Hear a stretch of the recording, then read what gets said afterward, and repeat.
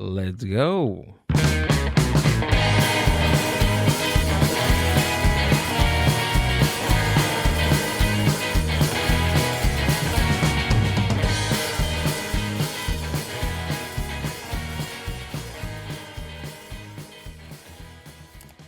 What is up, Mind Buzz Universe? Welcome back to another podcast episode of The Mind Buzz. I am Gil, your host, and working the board tonight. We're back. She's back. I'm back. We're back with the podcast. It's been a couple of weeks, but we're here. We're back. We're not live, but we're alive. Welcome back. This is Amber. What's going on? Hey. I'm excited. I sound really hoarse, huh? I sound like a man? Do I sound like a man? No. Okay. That's why I didn't wear the headphones. You're fine. Okay. You don't sound like even if you did sound like a man, you sound like a beautiful man. Oh, thank you. A very chocolate man. gentle man, A gentleman. if you will. No, I was screaming on Tuesday for the Mexico game. So Let's go. That was fun. I'm kind of scared, though. I'm kind of scared those Europeans do know how to kick a soccer ball. Yeah, but That's it. Mexicans That's all I do got to too. say. Hey, we haven't lost a game. Knock on wood. Knock on wood. Knock on your head. And no goals have been put through us. So maybe, I don't know. I don't know. I don't know soccer lingo. I just know soccer when it comes around every 4 years. That's it. The soccer fanatic, Amber, ladies and gentlemen. No. We're back. It feels like it's been a couple of weeks, but we're back on the podcast with everybody. There's so much has gone and going on in this beautiful world and the world of us. But we will talk about it throughout the podcast. Yeah. All right. Nothing, nothing life changing. Don't be scared. Yeah, nothing. It sounded like. Did it really? I don't know. That's how I felt. We're getting a divorce. I'm shaving my head. No, I'm just kidding. To shaving my head. I'm just kidding. I feel like somebody recently just shaved their head. No? I don't know. When summer comes, I feel like shaving my head sometimes. Yeah, me too. I want to see what the shape of my head looks like. That's it? Yeah, that's it. And then I want it to grow back. Well, we could do that with AI. No, but it's not the same. No? I want to know if I could pull off a bald head. I think you can. If I can, you can. Well, you couldn't, so. No? No. You didn't think so? Oh, I was so mad when you showed up. Ladies and gentlemen, I was in the Joe Rogan period of my life. Listened to a lot of Rogan and wanted to shave my head. I wanted to see what I look like on the podcast. You literally showed up head. to my house, did not tell me that you shaved your beautiful hair off, and then he comes to pick me up for a date, and I opened the door, and I like slammed it back, and then he's like, "What?" And I was like, "Your head looks like a penis," and I was mad the entire day. But it's a beautiful penis. Ladies and gentlemen. I'm excited to talk to these two new guests of the podcast. Yeah. They themselves run a podcast called Listen. No One Gets Hurt. You guys just told me I'm on drugs. What's your excuse? No One Gets Hurt podcast. Okay. JJ Jorgensen and Tonio, ladies and gentlemen. Yeah. You just hurt Welcome. my feelings. So no, I'm just kidding. No, I'm just kidding. no, you know what it is? It's so when I was Googling the podcast to check it out, that's all I remembered was No One Gets Hurt. That's it. Sounds to me like we need to change the name of the podcast. Well, I think it was originally No One Gets Hurt. And then I think we kind of had talked about like the reason it's No One Gets Hurt is because when someone's robbing a bank, it'd be like, listen up, and no one gets hurt. Okay. So that's where it's from. Okay. Yeah. All right. Yeah. Now I won't forget because I'm so embarrassed right now. You should be. We need more shaming on this podcast. Yeah. Yeah. The live shame. But you guys had me on the show, and I love the concept when you first first told me about the podcast, I absolutely loved the concept. It was so of it. cool. Thank It you. was Thank Yeah. a great episode too. Thank you. Yeah, we really enjoyed having you. No, I enjoyed being there, dude. It was really fun. You guys are awesome. Thank you. Yeah, no, it was one of those things that kind of just naturally developed from a friendship that began from Tonio and I roasting each other. Oh, really? Yeah, we did a roast battle against each other. I took Oh, it you easy guys on did? him. That's how you guys met? Yeah. Yeah. We I'd signed up for an open mic. I thought it was an open mic, and then I got there and they're like, we're doing roast battles. And my husband was with me, and he jokingly says he's my manager, and he's like, as your manager, this isn't your brand. We should leave. And I was like, like, why not? I grew up in a big family. I got roasted a lot. So like, yeah, let me try my hand at it, So the first round goes, and then second round, I end up against Tonio, and then I took it easy on you. Yeah. Yeah, I really did. She was cool as fuck. I didn't want to do it to her. Yeah. Roasts they're hard. I have to I don't say, I remember one of my well, I remember They're a hard to couple, do. but one of the ones I did that I thought was pretty good, and even you said it under your breath, and you were like, "Damn, that was good." I was What was it? like, when he goes to the liquor store to buy Magnums, it's the ice cream. I don't remember that. That's fucking gold. That's so good. See, That's quality. Write that down and use it in something else. I want It's to. I so want to good. see because the last time, or the first time, and the last time that I seen a roast battle, I feel like everyone was like way too nice to each okay. other, and I was like, "Where's the like ripping apart of each other?" Like I wanted it to be very like savagely. I'm sorry, but I just feel like a roast battle. Like I want it to be like, ouch. I feel like they're better when you have two people that know each other.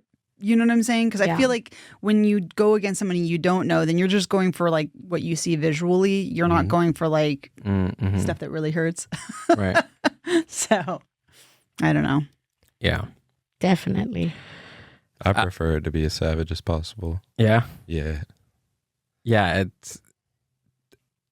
Was it an open mic or was it a show? It was a open mic roast battle. Oh, okay. So it was Yeah. where was this? Noble Ale. Oh, really? Yeah. Oh. A long fucking time ago. Oh, okay. So it's been a Long while ass- since I had been they've doing done it. comedy for like 3 months, maybe. Uh-huh. He had his furry journal with him. Yeah, my monster book of jokes. Yeah. It's a Harry Potter monster book of monsters, Oh, but it's empty, and it's my joke book. that's cool. It's my monster book of jokes. You still have it? Yeah. Yeah? Yeah. Wait, so I think wait, it's in my car. it's empty. What do you mean it's empty? Like it was just blank pages. Mm. It's the monster book of monsters, and it's furry. It's the one that right, has it's like just the blank little pages. face that looked like a tarantula, right? Oh, yeah, they it looks kind of like a spider. Oh, they sold those? Yeah, where did I get it? I think Lunchbox. Oh, okay. I think it came from Lunchbox. Do you let people see? Is your joke book or is your guys' joke book like a diary? What do you mean? Like, is it something private or is it something like if someone were to stumble upon it and opened it, you'd be okay with them looking through it? Nah, I don't let nobody in my joke book. So it's like a diary. Yeah. I keep it in Google Docs, so Uh-huh. I don't care if anybody saw it. Oh, Most really? of my stuff is pretty like benign, so I'm not too dirty. So Mm-hmm. I write some fucked up shit sometimes Yeah. that people don't need to read. I remember one time, I think after a night here at Horchateria, somebody dropped their jokes. And remember your sister? Your sister found it. She did? I Yeah. can't remember. Yeah, she found it and she was like, is this one of your friends? And she was like, oh my God, he needs help. Oh, that's right. That's right. That's right. it's funny. She was like, I feel bad. Are Yeah, these jokes? it was Are these pretty- supposed to be jokes or what? Yeah, it was like borderline, like suicidal. Ooh. Yeah, that's right. Yeah. I forgot about that. It was. This is what I remember from that. Is he talked about how his mother-in-law like thought he was like a bitch because he didn't work or something like that. I don't know. It was strange. Some people do comedy because it's cheaper than therapy. Mm-hmm. That's true. No, but some people need therapy. Yeah, agreed. Absolutely Everybody agreed. needs therapy. Yeah. There are definitely comedians where I'm like, is this a therapy session or is Right. this like Fucking intervention. right? Yeah. Well, I guess the art is that you get to articulate, what's going on Yeah. in your mind. You know what I mean? Yeah, for sure. Some people don't need to. But also it's the art is to craft whatever is going in on your mind into something amusing and something entertaining. And I think that's where the crafting really is. Right. Yeah, you have to like mine it for gold. Mm-hmm. So sometimes I feel like going back to the idea of someone coming across your journal, I think they would see these endless ideas. Oh yeah. That then you have to continue to shave down to try to get something, So Right.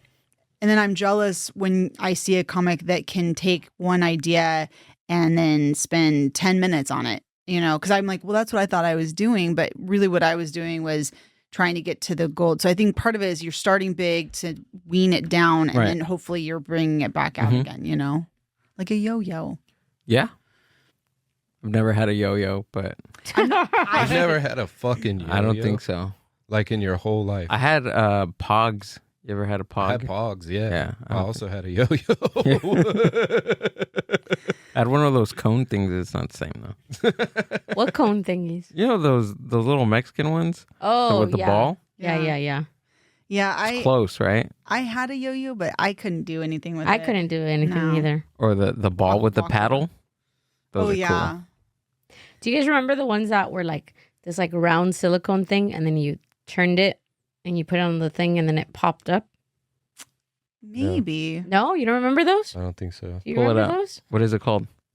I don't know. Pop-up thing. Rubber thing. But it was No, it was don't. I don't meant. think you're gonna get this. It was. We're back to the we're back to the magnums. I Okay. didn't think about that. Well, you're supposed to put them like on tables or floors, and me and my sister used to put them on our faces, and they used to pop. That's what I was thinking about the Imagine. other day. I was like, Jesus. That reminds me. Like the first time we were together, she was like, "Oh, you got one of those rubber things?" And I'm like, "I got you." And I pull out a condom. She was like, "Nah, not that. That's not what I'm talking about." No, she's like, do you have one of those rubber things to put it on my face? And you're like, I'm like, "Hell yeah, I got you." If I gotta wear a rubber to smack her in the face with it, I'm not gonna do it. I don't even know what it's called. Rubber maybe like the time frame of when they were popular, like rubber popper. Rubber popper Oh my in the God. 90s? 90s. See, God. it says rubber Yes. popper Oh 90s. shit! Yeah. oh, look see? at that. Oh. See? Now everybody can see that I need a shave. Okay. Oh, yeah. And Oh, okay. I remember those. why is he so like astonished I by don't it? know. I remember those. Do you remember? Wait, where do they sell them? I don't know. Ice cream trucks? Probably. Yeah. Anywhere. Or fucking Walmart. Or they're in the little coin things at the checkout. Mm-hmm. Yeah, and then you would like flip them inside out like that, and, And then they put would- them down, and then they pop. They go, Yeah. Nah, I never had one of those. The video's not working, but I'll find one for you guys to. oh, push pop, dude. Those things. I feel like we did like really hated dangerous things. Push pop. It's all good until it's not, and all the saliva is coming down and it's like dripping down your finger. Disgusting. Yeah. Well, that's what the like also like the Wait, a push pop? Like the. Push pop, push flavor. no the one Oh. that you did with your finger. Oh, it was like Yeah, and a. you push it like this. It looked like a stick of lipstick. Yeah, Yeah. exactly. Mm-hmm. Those. What do kids play with now? Fucking iPads. iPads. That's iPads. true, huh? Yeah. I know that's kind of. My 6-year-old plays on my Xbox. Like, yeah. It's crazy, huh? How Yeah. kids now know technology. It's wild. Yeah, I think like for us, like I was born 1990, Gilbert 1991, and we were somewhere in the middle of like discovering technology, but still like having toys to play with. And like my sister and I, it was just us two, and we had a lot of toys, but we liked to play with things that weren't toys. Like we used to lick like the battery. We used to play with these things and pop them on our face. Like I was just thinking about it the other day. I was like, damn, we did really like stupid shit. Yeah.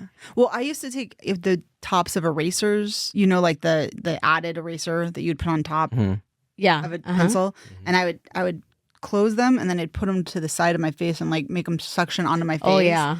And I remember I did that like because I thought it'd be kind of funny, and it was like first communion was that weekend, and when I got into the car, my mom saw the little like indentions. Oh, because it did like a hickey, like a. Well, it was like a circle indention. Oh, Not it was shoot. not. It was like it'd be like a hickey if like it was a like little, red little or mouse or something with a hickey on my face. So like, my mom was like, "The hell are you doing?" Like, she's like, "You have first communion, like these pictures." Like, Oh.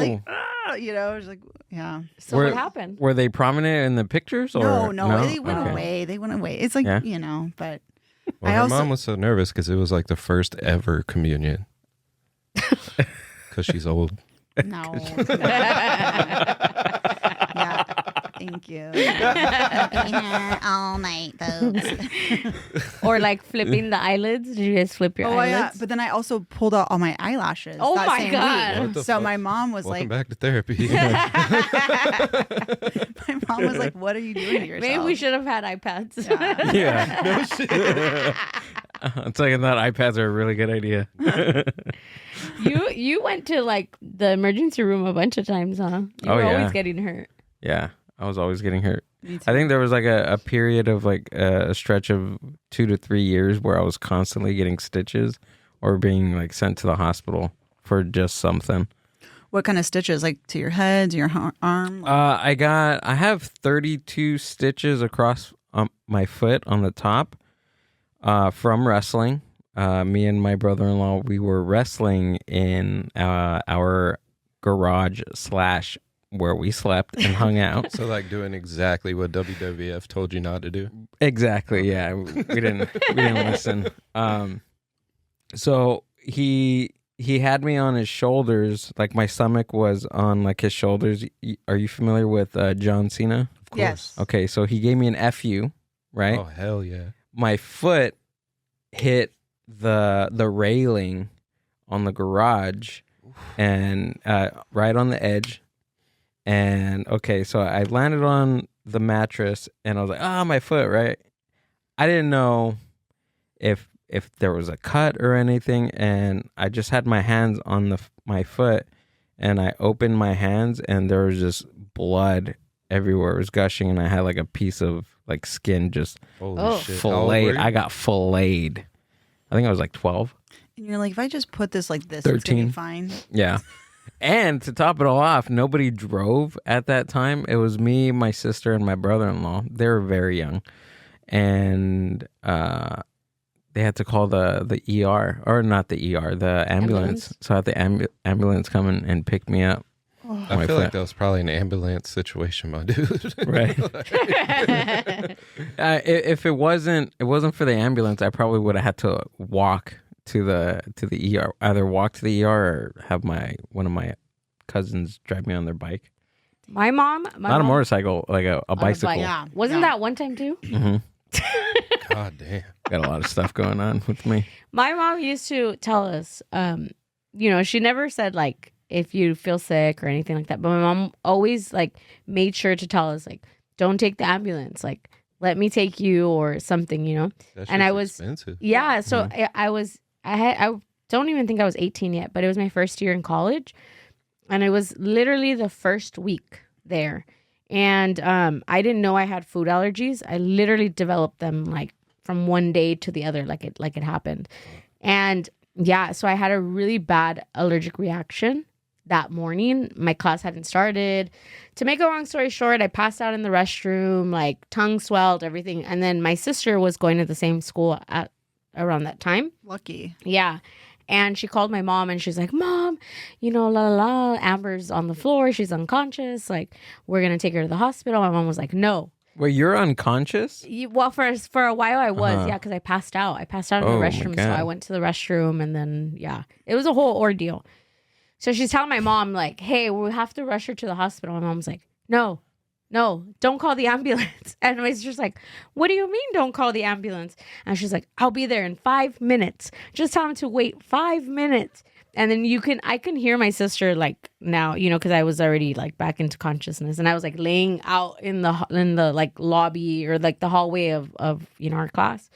And then the teacher's like, my sister tells the professor, she's like, oh, my mom won't be here for her. And she's like, what do you mean your mom's going to be here? Like, she needs an ambulance now. So literally my mom was like, no ambulance. And I'm like laying there like, oh my God, lady. So they called an ambulance, and the ambulance comes. And literally as they're putting me into the ambulance, I see my mom's car like, and then they were like, no, like, so they closed the door, and my mom like drove behind the ambulance. And the first thing she told me, she's like, I told you to wait. And I was like, lady, I almost died. Like, well, the school probably was very concerned about liability, because if a teacher didn't call, then all of a sudden you can sue the school, like, oh, you knew that she was in dire straits and you didn't do anything, So the school's like, we're just gonna call, you know. That's probably. My mom was like, no ambulance. Yeah.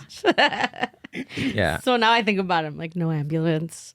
iPads are a good idea. Yeah. It's funny, y'all all got regular stories about ending up in an ambulance, and like I overdosed in ISS in fucking ninth grade, and I ended up in an ambulance. Like, I didn't have any food allergies. I did it to myself. Ours are all food allergies, wrestling. My ambulance story is I was in gymnastics, and it was like right before going back to school. And my dad had asked my mom why I was doing gymnastics, because she's not a sprightly thing. Uh-huh. Meaning, like, she's a little bit big to be a gymnast, don't you think? Thanks, Dad. But he meant height-wise, but whatever. I was doing it more for, like, to do cheer in high school, like the backflips and stuff like that. Right. So can you do a backflip? I used to be able to. But now I can't. But I'm also old. So, but anyways, so we were doing these things called aerials where you don't put your hand down. So we were like learning. Okay. It's a cartwheel where you don't put your hand down. So you're doing like the motion of a cartwheel, but you have no hands down on the mat. Do you know what I'm saying? Like you have a round off is one hand. Oh, right. And okay. An aerial is no hands. Wait, how do you do that with no hands? Because you're like running and then you whip yourself around. Yeah. Oh, yeah. Okay. Got it. So I just say Power Ranger. It. Just say be a Power Ranger. Yeah. So this is like a week before 7th grade, and I just couldn't do it. Like I just kept putting my hand down, down, and we were going over a mushy mat. So they're like really soft mats. And the two girls in front of me were doing everything they could, just being stupid. And they're like falling, and they're like, "Oh my God!" Like, and I'm like seriously trying to figure this out. And I put my hand down, and I remember getting up and being like, "Ooh, that's gonna hurt tomorrow." Like I think I pulled a muscle. Ow. And then I turn back around, and my arm is in a U. Oh yeah. My goodness! Both bones, Lord! Yeah. How old were you? Just right before 7th grade. Oh, okay. Is that even like during a period where, because kids, no, they hadn't integrated schools yet. Well, their bones are the growth plates. Yeah. Is that still within the time of that? I was okay. I was okay. So my mom was there, and I'm like, I look at it, and the place knows right away like what's going on because they have injuries. They're like literally after I find out, they're like, yeah, ambulances are called there like every week because it's gymnastics. Like, yeah, it's actually very dangerous.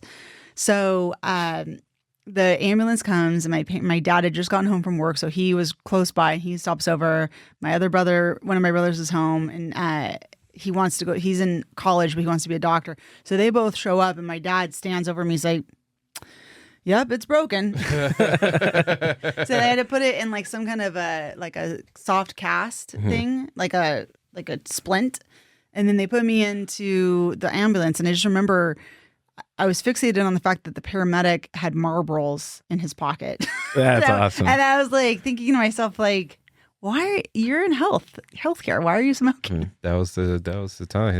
Yeah. And he probably grew up in the time where like they were still telling you it was okay to smoke cigarettes. Yeah, it was healthy. Yeah. back Yeah, then. Yeah. he was probably, my guess would be like in his late 20s to early 30s. So it would have he might have been in that cusp, maybe. Right yeah. on the edge Yeah, of it, yeah, maybe. Didn't like pregnant women drink and smoke? Like yeah, in the so 50s? that's no. Oh, my mom smoked with me and my brothers. Yeah, Oh, no, shoot. yeah, my mom. That's Yeah. cool. So my mom, like, I know. I'm So, just kidding. so my mom smoked with both my brothers. She smoked with me. That's cool. The only difference is that she had taken birth control with me. So I feel like that my brothers are like mathematical science geniuses. I did not get that, and so I'm like, I feel like that birth control just like robbed me of that opportunity. You know what I mean? It was a secondhand smoke that. Yeah. Yeah. You should write that down. I have that as a joke, and every time I do it, it's like I do a little different, and it's just You'll I get need it. to figure it out. Keep working it Yeah. out. Deliver it exactly like that. Okay. Keep working it out. Yeah, for sure. So, so I brought up the concept of the podcast, but I don't think I explained it. yeah. So can you guys explain the concept of the podcast and a little background between the both of you guys? Yeah, sure. So in the fact that we're roast battling each other, and then I have I feel bad, and so I find him on Instagram. I'm like, hey, just want to make sure you know. I'm sure you know, but like everything I said, like I wasn't trying to be mean or anything. And he's like, no, I get it. Like me too. And then so we kind of just developed a little bit of a light friendship. I'd say just like back and forth, like liking each other's posts, whatever. And then it slowly develops, I think, because I see him do his stand up. He sees me doing my stand up. And then I find out that Tonio has a bit of a history. That would, to say it lightly, yeah. And then it turns out I'm an attorney, but I don't practice criminal law, but I actually am very fascinated by criminal law, all aspects of it. And so I'm a criminal. So we were like, wouldn't that be kind of funny? Like legit. So we thought, wouldn't that be kind of funny to have a podcast where, we talk about like, cause it's an odd couple. It's an odd pairing. And then, but I thought I don't want to just have like a run of the mill situation. Like I think we should use the strengths of the fact that we're who we are. And he was like, I agree. And then we went back and forth on a couple different things. And then finally we agreed, like, there's so many podcasts that talk about murders, which no disrespect, I'm all in on those. I love them. Yeah. But I just feel like that's a little oversaturated a little bit. And so I was like, what if we do one where no one gets hurt? That would be like a different angle, So we've been focusing on mostly, it seems like it's financial crimes. it has been mostly financial crime. Oh, okay. Yeah. And then like the history of financial crimes. So like Charles Ponzi or Soapy Smith, the people that like the four founders, the founding fathers, if you will, of. We even have gone back all the way to the first recorded instance of insurance fraud Whoa. in 300 AD. 300 AD. 300 I was AD. thinking maybe like 18 something, but 300 AD. 300 AD. That is wild. Well, Yeah. Tonio liked it because it happened that the fraud, if you will, happened to be called a bottomery. and Tonio, he's a That's fast, good. he I has love a a good bottom. he has a fascination with bottoms. So That's true. I do. I have a financial crime. ooh, Whoa. I'm all looking Oh, at it. yeah, that's Are we about right. to hear a let's confession? hear it. or- No, Did it's not we me. hold on? But have we talked about the story? No. I think did we briefly at least bring it up? With little somebody, bit? yeah, we talked to somebody about it. Uh-huh. Yeah, because I think I said, I was like, I don't care. I'm gonna say it, Right. and then I said like kind of just like the first part of it. The gist of what was going Yeah. on. This is kind of juicy. Yeah. was we're all ears. Is it still going on, or Yeah. so everything's alleged? Yes, allegedly, but no, she didn't. No, I'm just kidding. Yeah, I guess I could talk about it. I mean, I don't care. You can speak in hypotheticals. No, it's fine. So it's someone we know. Okay. Kind of, they were close to us. And older than like us. And to make a long story short, because there's a lot of meat in the story. I've known her for a long time, since I was like maybe like 15. And she's like maybe like 30 years older. She's like an older lady. And about 2 years ago. Yeah, about 2 years ago. So I used to see her often, and I used to work with her. So I used to see her often, and then she used to tell me like these like stories, like, oh, I got cancer, and like, these things. So then I was like, oh my God, like, that one I don't know if it was real or not. But now, I mean, everything else that I learned, I'm like, I don't know, So it would be like that. It'd be, oh, I got in an accident.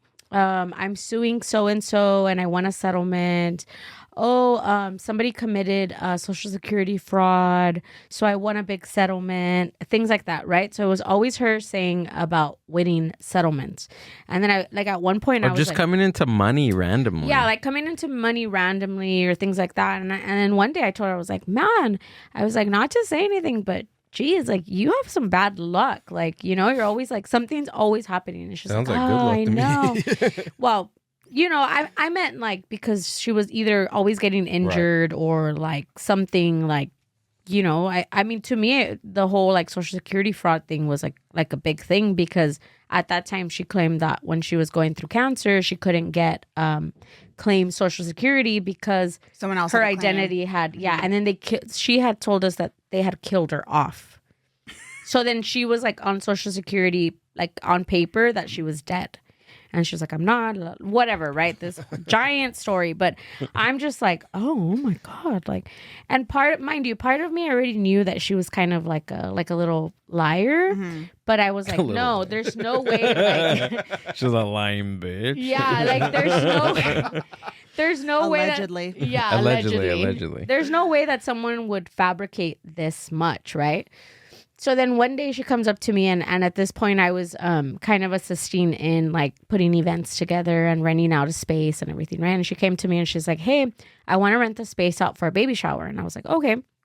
Mind you, she's like 30 years my senior, okay? So this was 2 years ago. So I was just a little older than me. I was yeah. Well, I don't know your age, but yes. So I just could see it formulating with Tonio. He was getting ready. It was coming. Yeah, he was. I wanted to beat him to it. It was coming.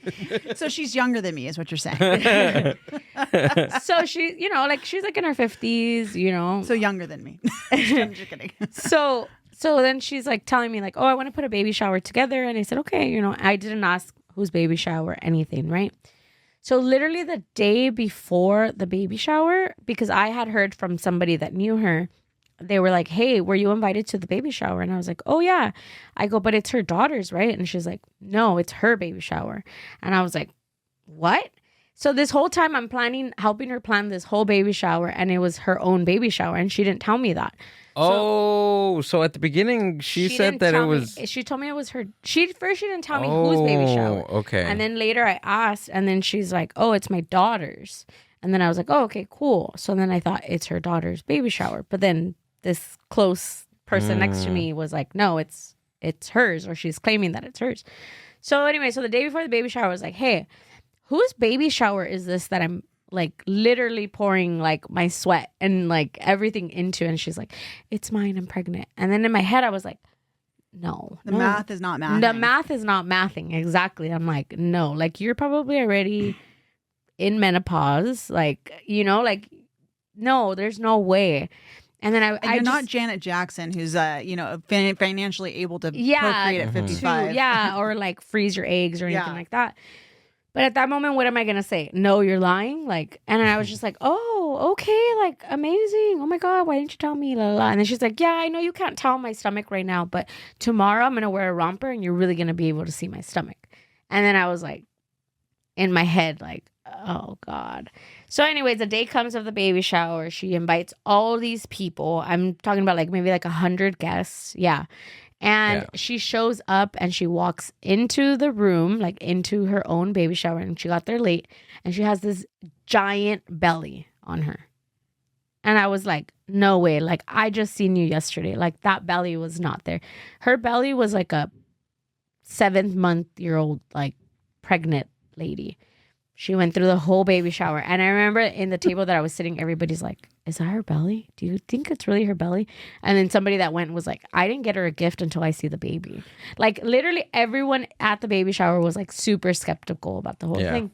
So they wanted to go for the show. Yeah, they were there for the show. Yeah, I think, and Yeah. it's kind of sad because I think we all knew, like, she's not okay. Yeah. Like, this is not okay. Yeah. You know? Something's going on. And here. I think his family, because he was younger, his family genuinely thought. Oh, so she was like with a man. Yes. Oh, okay. She was with All a right. man.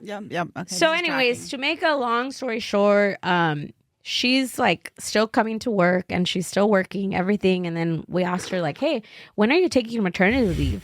And she's like, I don't need to take maternity leave. Like, I've had 5 other kids. She's like, I'm good. She's like, I don't need it. So we're like, okay, like, all right. So then she comes back one day and then she's like, oh, I had my baby. And we're like, when? And she's like, Saturday. And mind you, it was Monday.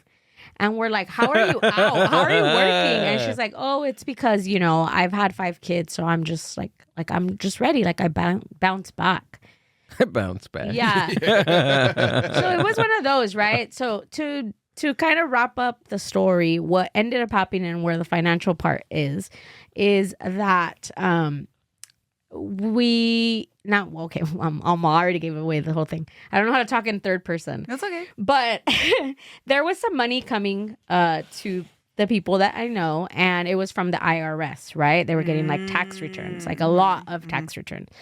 And they told them, hey, we're going to be mailing these checks out.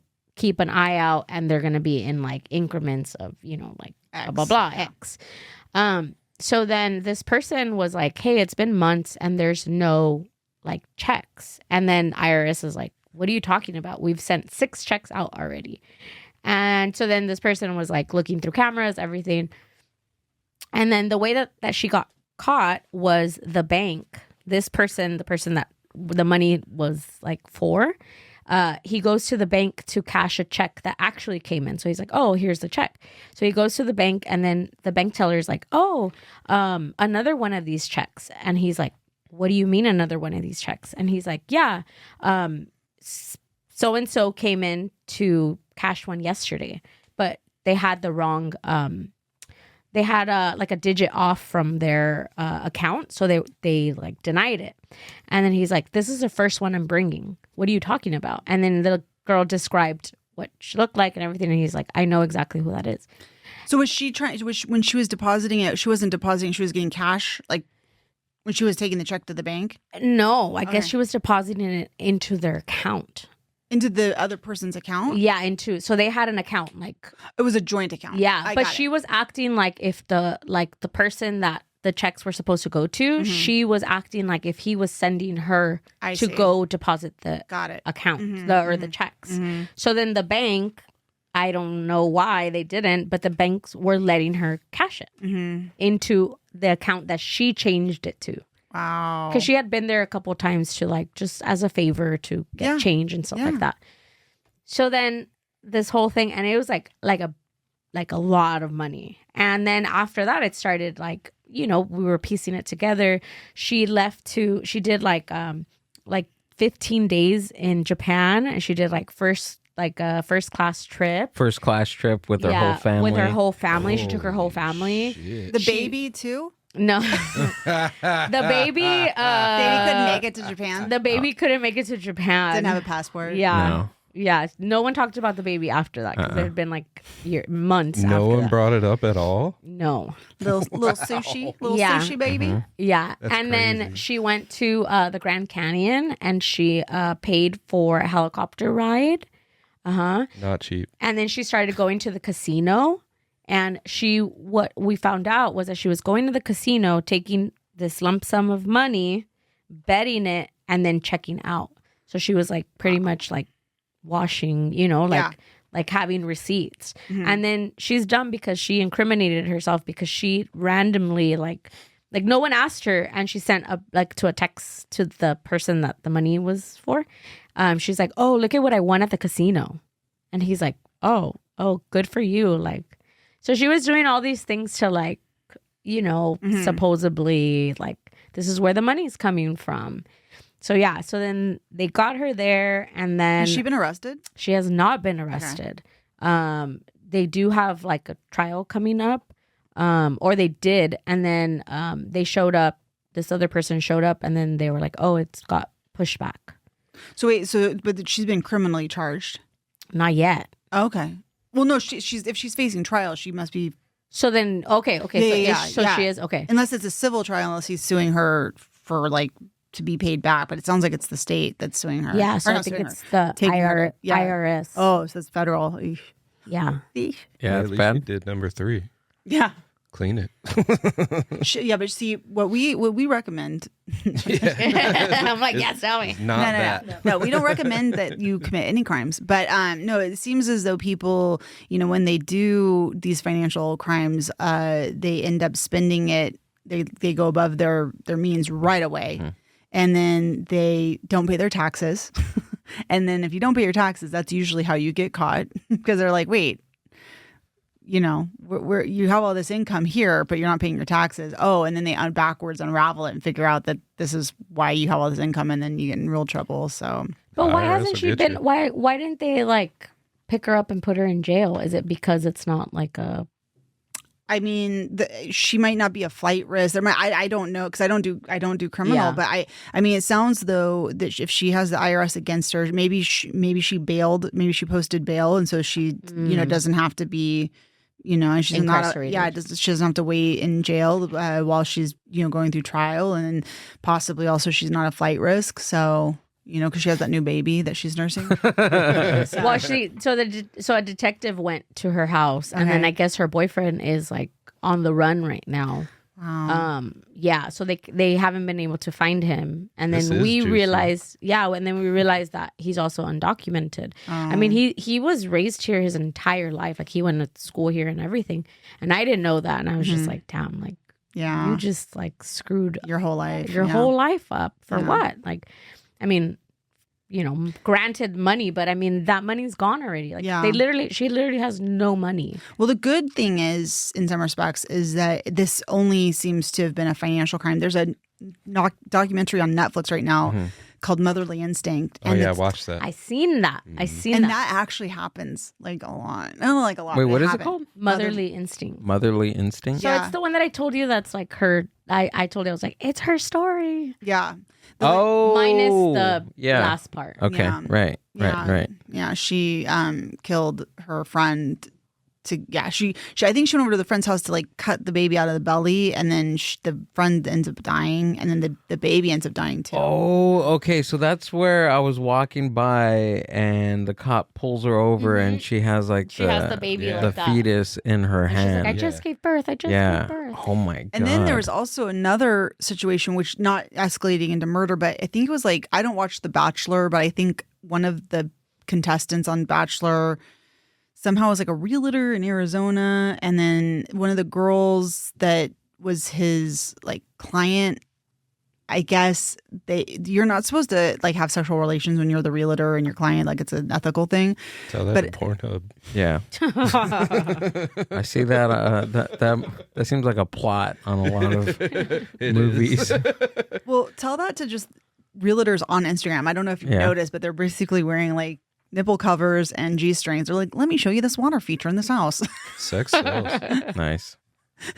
Like, did you know that there's stairs? Come with me. And you're like, whoa, Yeah. like that's a lot. Okay.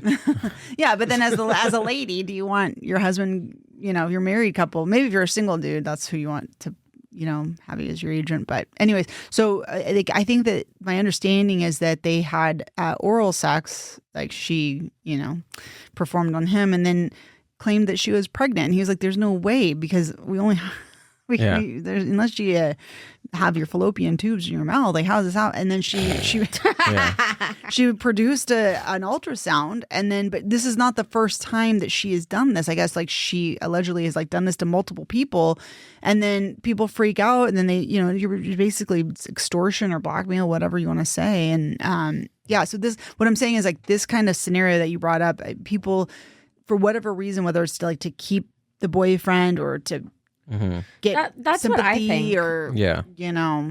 whatever. But so. I think like in her case, there's a lot more like rooted. Like she just was maybe, I don't know, going through like an episode or something. And honestly, like because we've talked about it a lot. I mean, we went through the entire motions, with everybody that was involved. And to me, I'm just like we seen the signs, you know, Yeah. but you're like, she's funny, or she's crazy, or She's funny. so and so. No,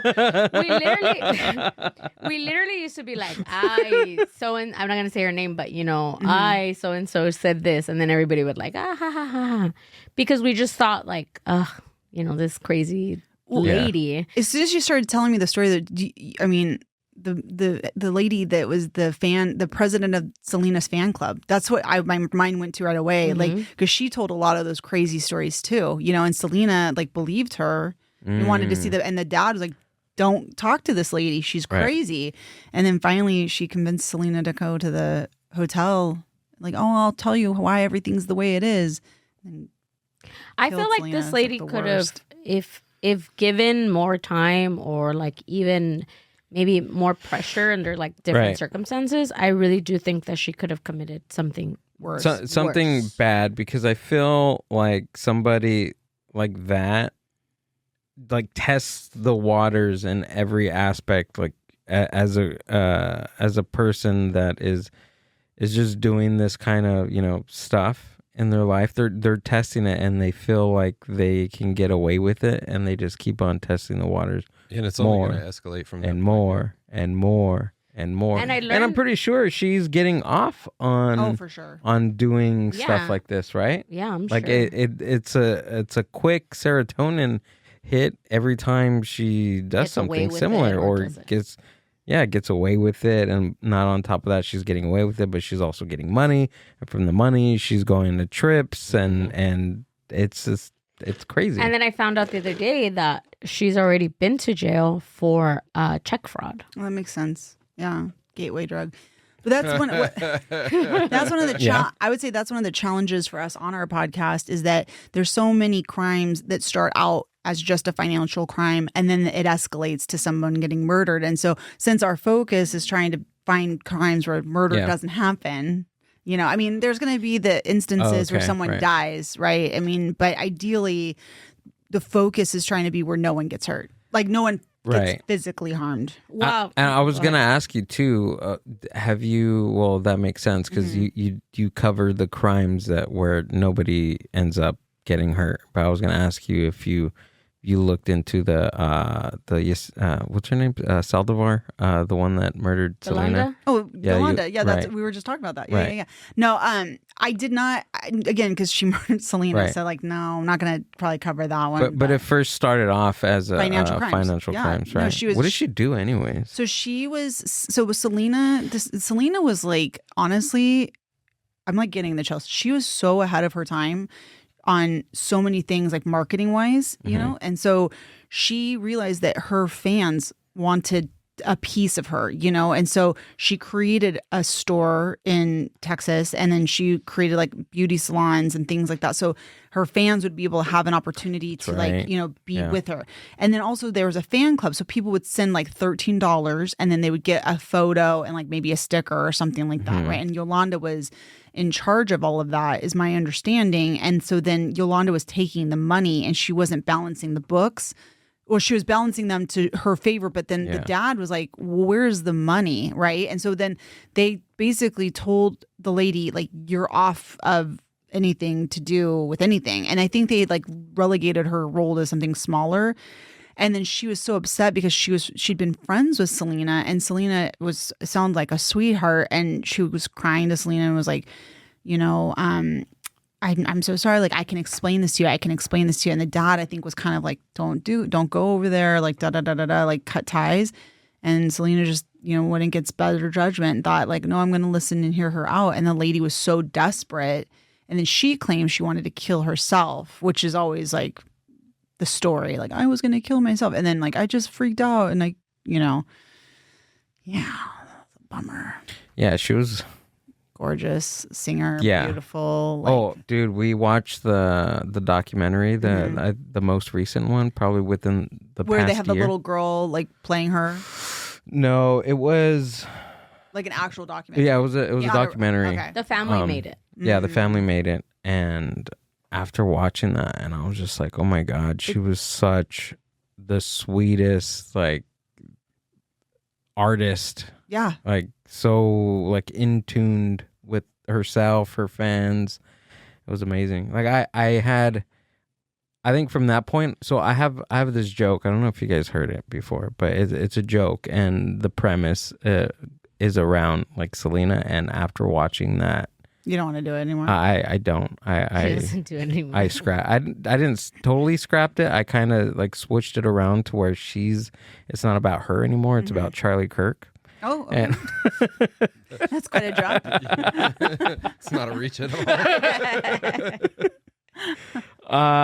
but I haven't used the switch around. But anyways, after watching that Yeah. documentary, I was like, oh my God, people really loved her. Oh yeah. I mean, Oh my God. I'm a non-Spanish speaking white, and I want to learn Spanish because of like her songs. I'm not kidding. Yeah. Like, I mean, seriously, her music is contagious. Yeah. I love listening to it for sure.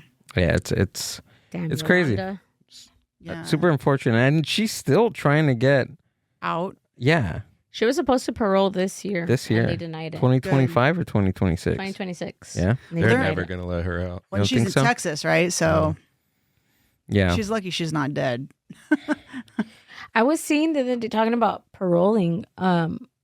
Did you guys ever hear, I guess, crimes, but not financial ones, but did you guys ever hear of this guy? His name is Alex Enamorado.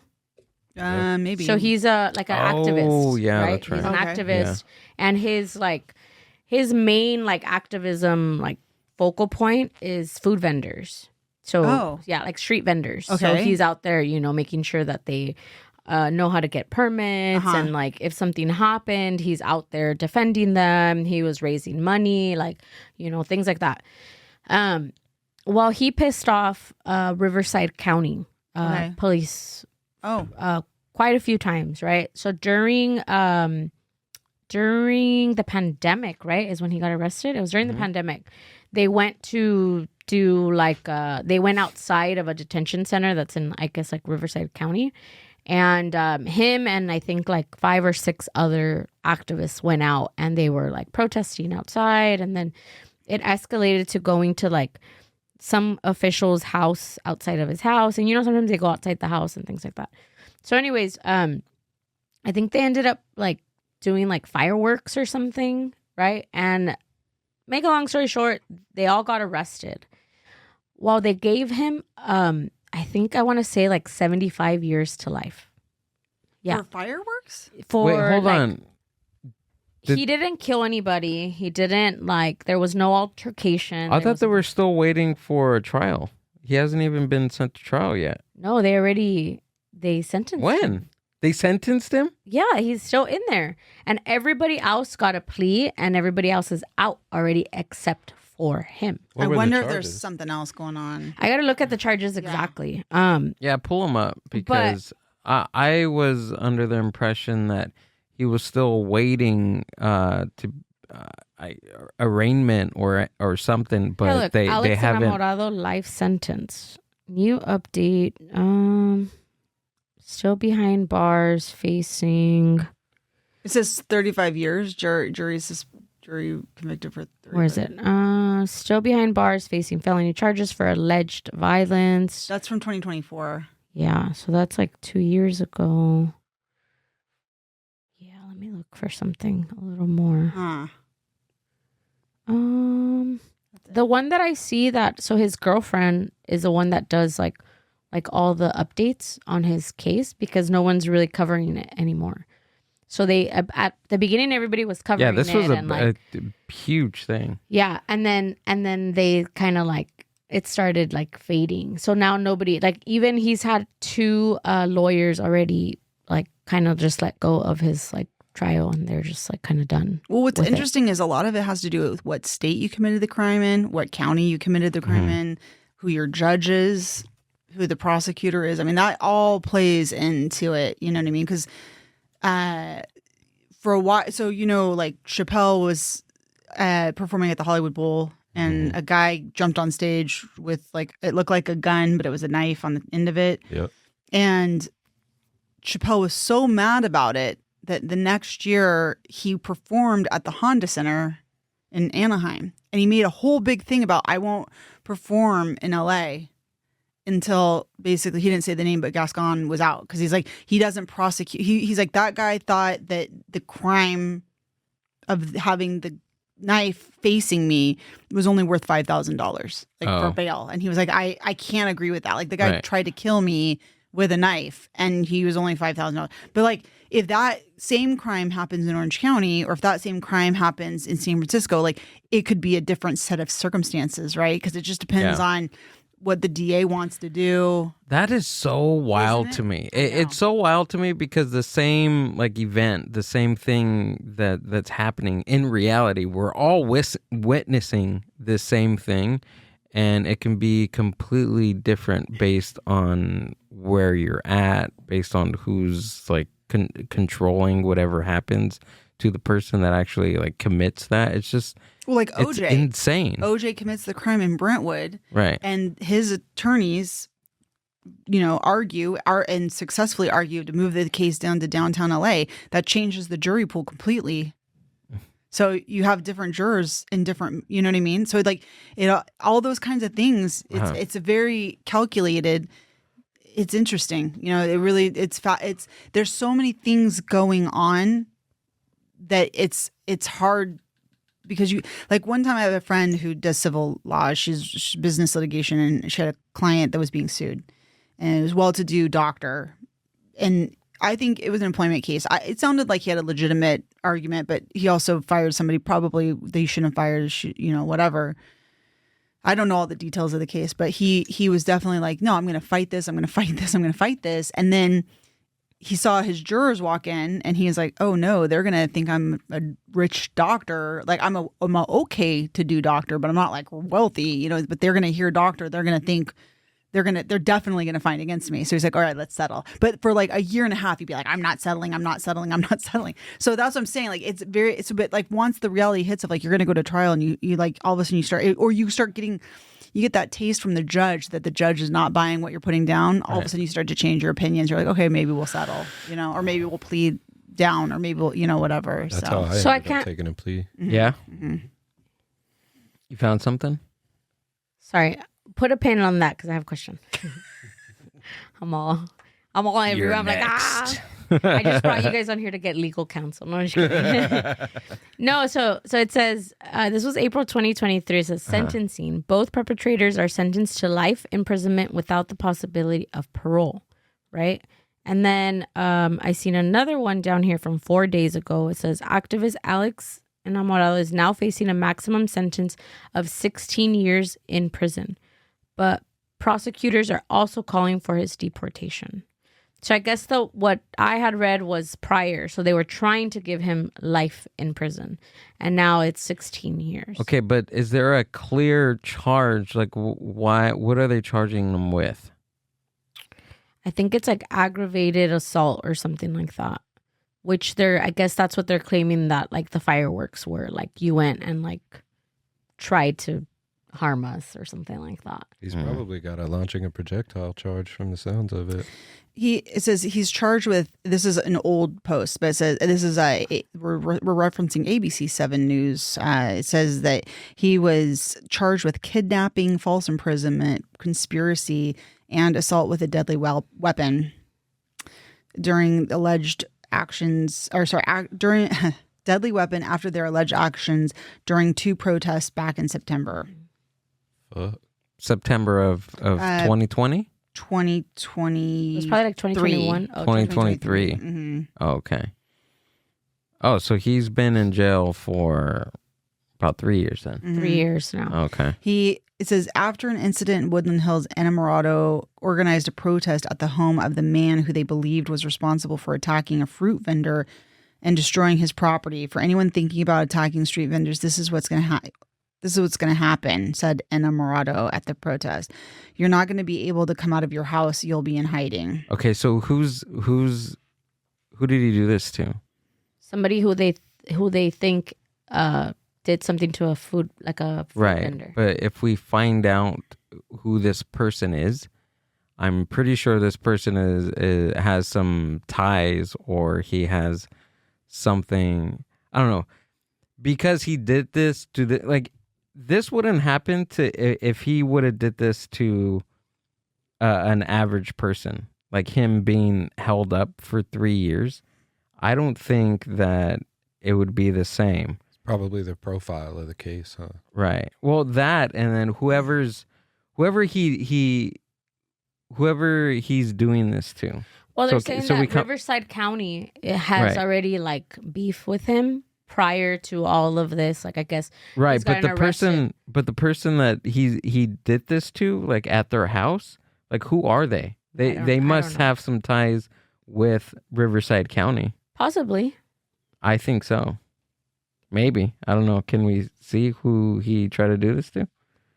Sure. Because I don't know.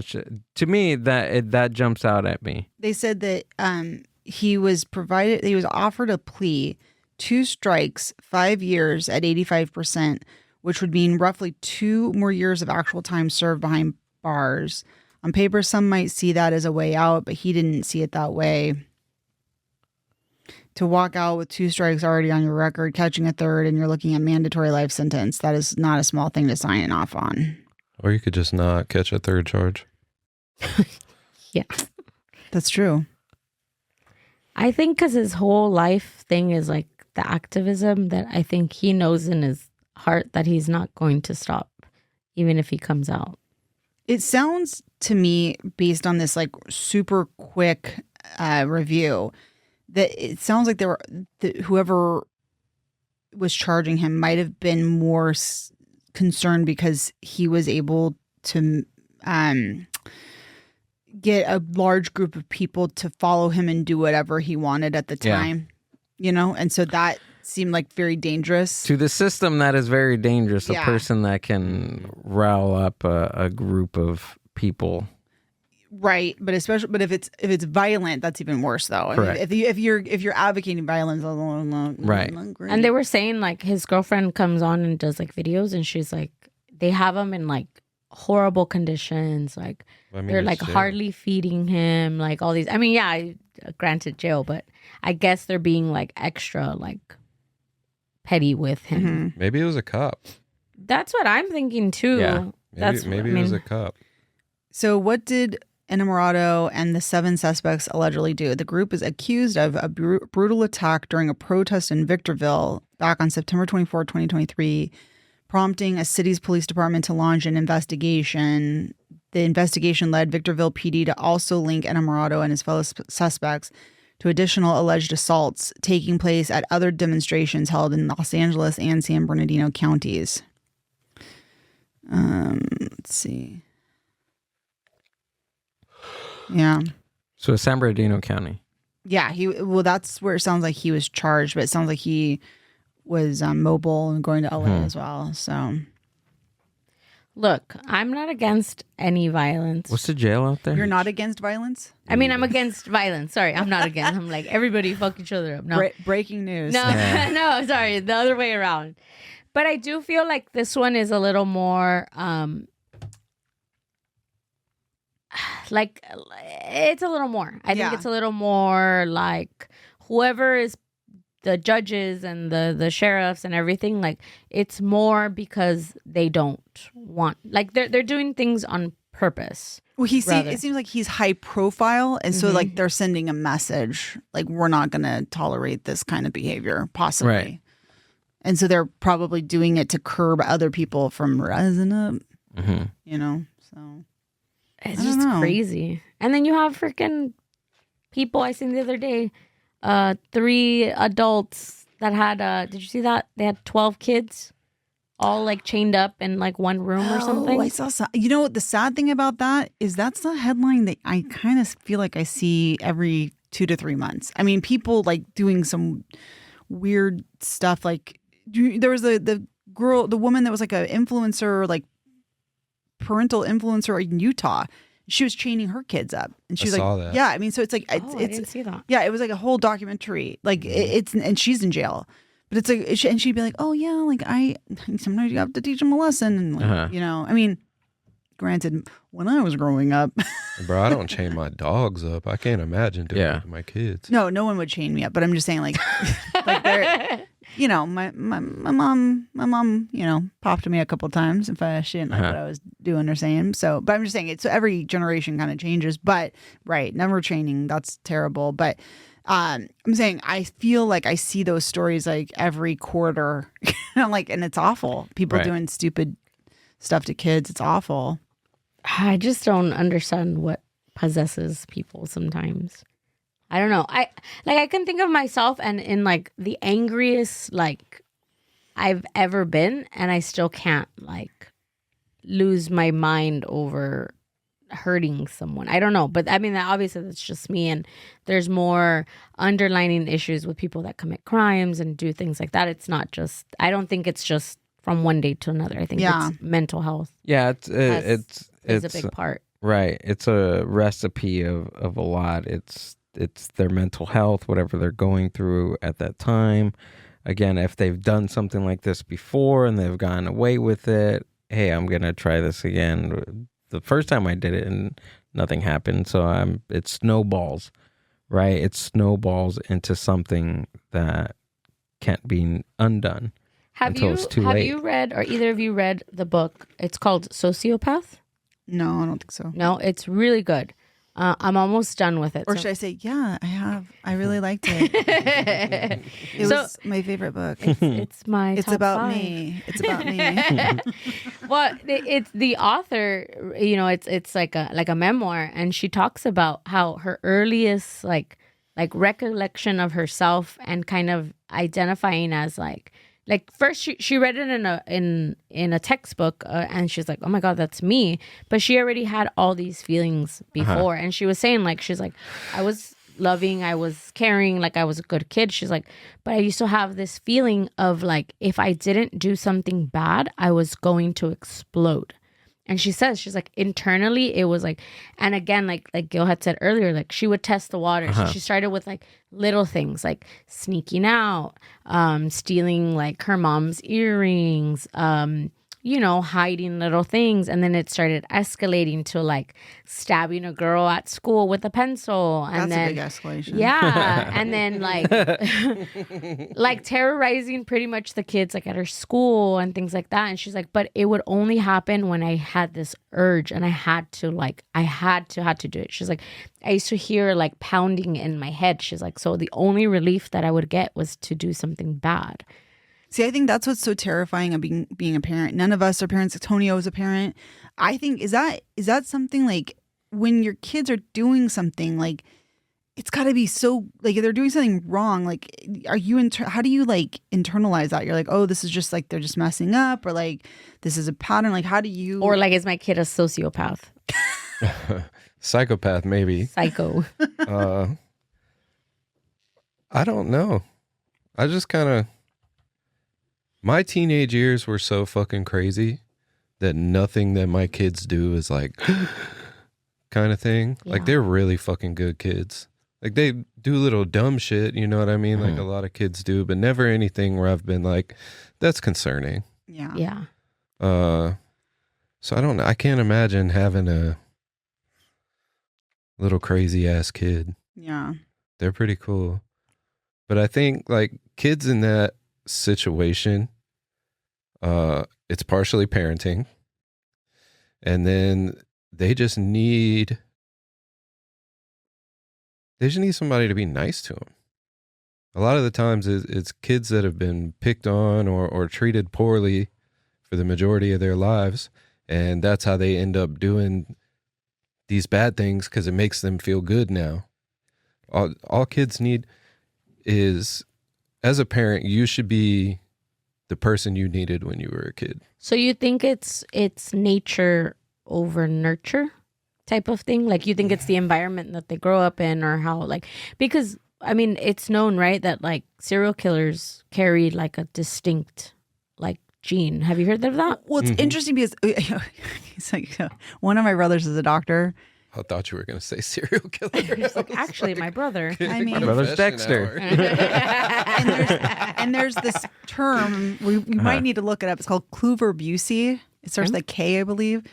And it's some kind of like gland issue, I guess, I think in the brain that causes overstimulation for sexual and for violence. And my brother's theory is that not like a scientific studied theory, but he's thought before that, like, yeah, see, exactly, that it has something to do with, he's like, I wouldn't be surprised if serial killers that have a propensity for violent sex, that they have Kluver-Bucy. Yeah, that makes sense. Mm-hmm. That makes a lot of sense. Did they name it after Gary Busey? Well, you want to know the weirdest reason why I even remember that it's Kluver-Bucy? So my brother, when he would play Like Desi? Halo, Uh-huh. that was his username.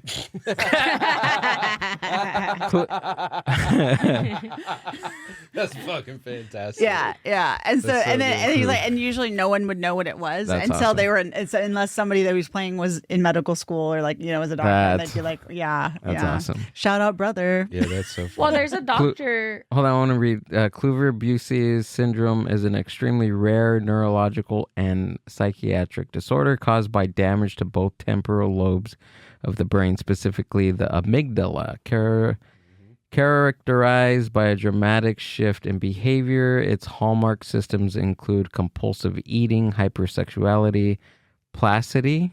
I don't know what's that. Placidity. Not sure. Visual agnosia, and an urge to explore objects with the mouth. Whoa. Okay. All right. Placid, Spell it. like a placid penis. P- Placidity. Did I spell that right? Yeah. A state of calmness, tranquility, and Oh. serenity. Well, y'all are describing me a lot now. Just has Like, a did picture Every single of time you Tonio. said Did you something, fall I on was your like, head? hey. My mom said I used to bang my head on a concrete floor Okay. when I was little. Oh, yeah. all right. Or I would hold my head on the washing machine while it was fucking doing the spin cycle thing. So it's very possible. Well, my mom buys vitamins from this doctor. His name is Dr. Amen. Have you ever heard of him? No. Yeah, so he's like Amen supposedly this Targaryen? Amen Is Targaryen. it out of the back of a car? Or are we No, talking no, about- no, no. He's like those TV Oh, okay. doctors. In that back And- alley of. Yeah, and he came out with a book where he talks about I guess this is what he's talking about, but in there he puts it in like terms that everyone can kind of. And so my mom always tells us, because I'm all airing my mom's That's why we got the podcast. but like my mom's younger brother has some mental health issues and issues with just stuff. And my mom always says, she's like, my mom always said that that he was dropped on his head. And I think that she always says Dr. Amen. She's like, Dr. Amen says that if you have like something traumatic, like some kind of Yeah. head trauma, that it could trigger like mental health issues later on in I wonder if life. that's something you can test for. I'm pretty sure. Probably after you're dead. Yeah, I'm finna email my neurologist right now. You could I give think your we brain found to the root of the science. problem. I want to Yeah. go back. Oh, I'm gonna. I want to go back to head injury, but I also want to go back to the beginning of the podcast when we were talking about Tonio having a last name. I think we might have come across one that we have for him. Busey. Tonio Busey. Tonio Kluver. Tonio Kluver. I like that. It has a good ring to it, I actually. think it does. TK. Yeah. My gaming name is Erect, so Oh my god. You're right. yeah, it's E and then it's WREKT. Oh, I like that. Oh That's my good. goodness. No, but going back to the head injury, a couple of things. Head injury. No, Okay. but there's certain things that they say that serial killers. See, this is honestly, I could go on and on, but this is again such an area that is so many people cover, but it's so fascinating. No, But they- yeah, but they it talk is. about like head injury, bedwetting, torturing animals. Interest in fire, and then I don't know if we already said head injury. So yeah, head injury, Yeah. wetting the bed. Now. Huh? Nothing Yeah, no, but head carrying. injury, wetting the bed, and torturing animals. I think there's a fifth one. I Isn't can't it like the like they're very sexual? I'm saying that those are like things that like if you have those traits, Yeah, like, as like a young those child, are- that as a young could child, be yeah. propensity to and I think also like a lot of them, it seems like their relationship with their mother, like the movie Psycho, right? Like that's based on the one of Ed the Gein. Yes. Ed Gein had Yes. a weird He's the one that's relationship like, with his mother. Hi. That Yeah. one, yeah. Right. There was a documentary movie on him recently. The I think, Netflix one. It was. I couldn't do it. Sorry, I didn't want to What's say it it was called? I good, wanna but it was watch good. it. It's scary. It's Monster, so it's called Monster and the Ed Gein Yeah. story. It's on Netflix. Netflix. I'm I going think to it, watch I think that I think tonight. it's because the actor is just so like Yeah. it's just this little Look, say what you will about Ed Gein, but the way I love that guy. Do you think he killed his brother? Yes. so Yeah. the sheer cinematic realism in that series, it was really good. Like it was written well. It very overly. They took elements from his actual case and his real life, and of course they blew it up for TV. Cinematic purposes. Right. I liked it because they integrated reality and how his case really impacted culture and just not culture, but just like pop culture in general. Like Psycho. the Texas Chainsaw Massacre. There was also another film that it really impacted just his story, and like I said, say what you will about Ed Gein, but it really changed a lot in just horror in general and just like true crime. And speaking in of general. horror, I just want to bring to your attention. Don't think that the clown situation doesn't make me think of John Wayne Gacy because that It should. That's why, really kind of. It should. It's a little bit of that, and most of them are sad. I like the little golfing. the golfing One. one gets a pass because that's like Red Skelton. I feel like right, Uh-huh. but the other ones are very Ed Gein. I feel like this- John Wayne. This Gacy. one is a lot. Yeah, Did you see? Oh, I this didn't one see too? that one. No, No. that guy's story. Why Yeah. do you think, as like a society, why do you think that we're so like intrigued by this, by like murder and serial killers and like People tragedy? like to hear about things they don't understand. Yeah. I think that's one of the reasons why my prison jokes do so good, because people like to live vicariously. Yeah. With serial killers, I personally don't want to live vicariously, but somebody No. might. Somebody might have a long list of people they want to kill. I think also it's kind of like that mystery of like why and or like first it's like with the Nancy Guthrie case, everybody's fascinated with it because it's like, how did this happen? Why did it happen? And then it's like once they find out who did it, then it's going to be like, why is that person the way that they are? And it's like then it's the trial, and then it's the drama of the trial, and it's a perfect stage. Just Right. people love that kind of stuff, You know what I thought about now that we were talking about your podcast and about how usual like crimes that are financially driven crimes end up in murder, and you guys research ones that don't end up like that. I recently watched a movie called Bernie Oh, with- about Bernie Madoff. with Jack Black, and oh my God, I had no clue that was a true story. Wait, that he was the Bernie Madoff story? Yeah. I didn't know that was real. Oh yeah, that's real. And you know what else about Jack Black? He has another movie that I don't know if it ever came out, and this is something I want to cover on our podcast. And breaking news, No. he does one about a polka king that Oh. has Polka? a polka. Like the music? Uh-huh. Yeah. It's mine, the baby. dots? Don't do it. But yeah, there's the polka king. He has a financial crime too, and it is fascinating. And my understanding is that Jack Black plays him in a movie. Wow. Mm-hmm. Yeah, this thing. So have maybe you Jack seen Black it? has a fascination with financial crimes. No? Have you seen it? Do you know a little bit Bernie Madoff? about? Yeah. Oh yeah. Yeah, For can sure. you? Because I'm probably Didn't gonna we do butcher. an episode? I don't know. I think we talked about him in terms of he stems from Ponzi. That's right. Yeah, Sorry, yeah. sorry, No, But it's we okay. haven't done a whole episode on it I don't yet. believe so. No, but he is he does the Ponzi scheme, the standard Ponzi scheme, where he is getting financial, investments from people and then giving them falsified sheets showing them that they're making all this money, but he's robbing Peter to pay Paul. And this is the big move I think that a lot of our cases have. Basically, the person is like, you know what? I've got this investment. It's doing really well. I don't. So it went that deep. Oh yeah. I feel like, okay, so maybe I need to look into it more because I just took the movie at a face value. Mm-hmm. When there's money involved, bro, it gets crazy. But he does. This is where they're successful, in my opinion. It's like, I've got all these. You're my friend. I've got all these invest. I don't want you to invest because he played me. He played me. Yeah. He's like. You know, I don't. It's not for everybody. It's not for everybody. And then you start hitting me up because you're like, I want in. You're like, no. We're friends. Wait, hold on. Are we talking about the same thing? I'm Bernie Madoff. Bernie. He was a financial wealth advisor, basically. Okay, no, we're talking about something totally different.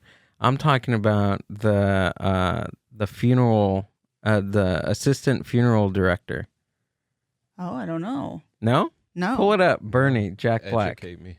Yeah, so he was a assistant funeral director that moved to a small town in Texas. Okay, no, I don't know this. And he ran a small funeral home for the city, and he ended up doing a funeral for this woman that her husband just recently passed away, and she was probably like probably one of the richest women in Texas. And is this based on a true story? Yeah, based on a true story. And he somehow she's a royal bitch, but they built some like a platonic relationship throughout many months, and he's taking care of her, and she basically uses him as her little bitch to do all these different things, and she's like super rich, right? And Bernie, at some point, he gets tired of it and takes a rifle and shoots her like 4 times in the back, and stuffs her body in her garage freezer. And he was a funeral director, you said, right? Right. So I assume he has access to caskets and a fucking crematorium. Yeah. Like, what was he thinking? Yeah, he for him, and during the trial, he even said, he was like, "Oh well, I'm a funeral director and I want to preserve the body." Blah blah blah.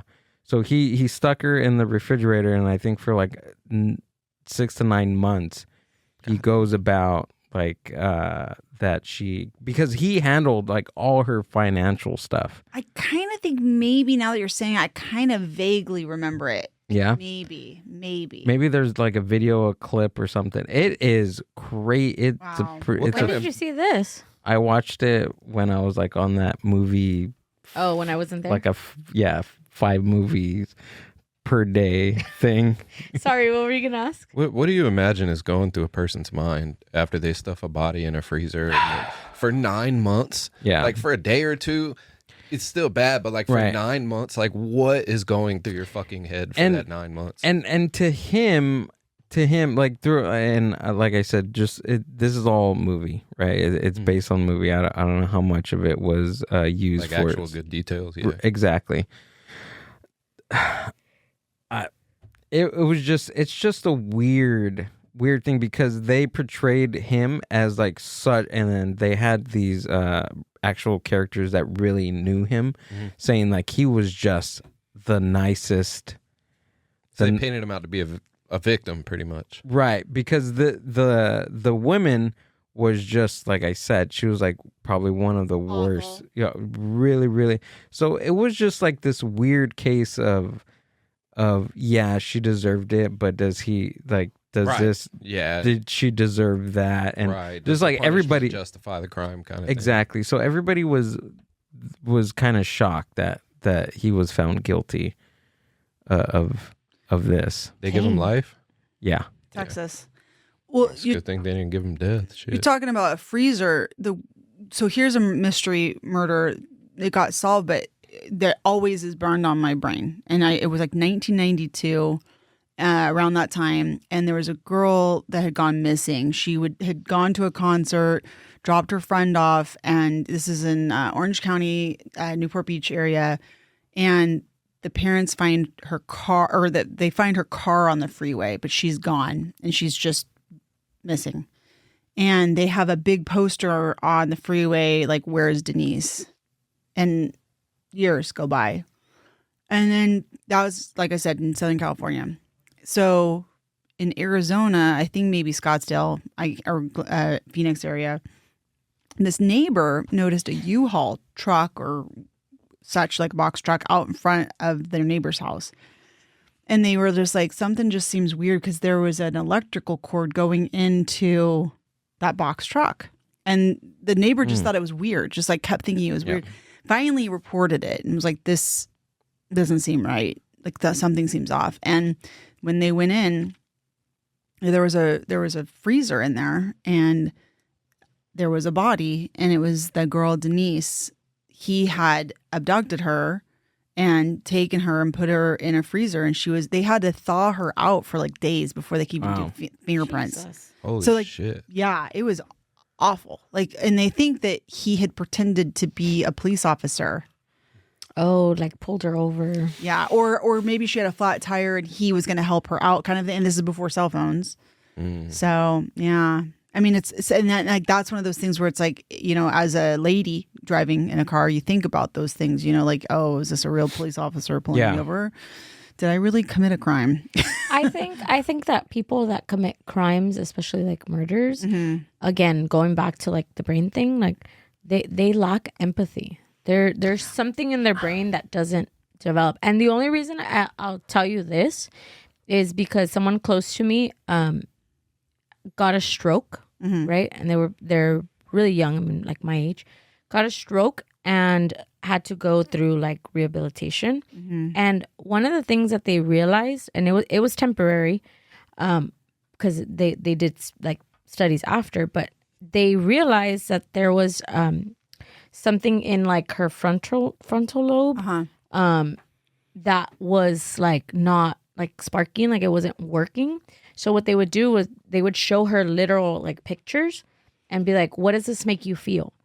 And it was like a child putting their hand over like fire, like things like that. And she was like, nothing. And I remember her like telling me, and I was like, whoa. And she's like, I know. She's like, so they're trying to like see, you know, if the stroke is what caused it and is it permanent and things like that. So she had to go through like a lot of therapy. Yeah. And finally it like Clicked again. And I was like, whoa, like that's crazy. And she's like, I know. She's like, I literally would look at these pictures. She's like, and I wouldn't even like cringe. I wouldn't like, and she said they were pretty like graphic, Oof. but they did that to see where her brain was. And I feel like maybe like this guy, like, yeah, okay, people liked him or whatever, but you have to lack some kind of empathy at some point. I don't know. Be able to. I think I disagree a little bit, because I think that there is right.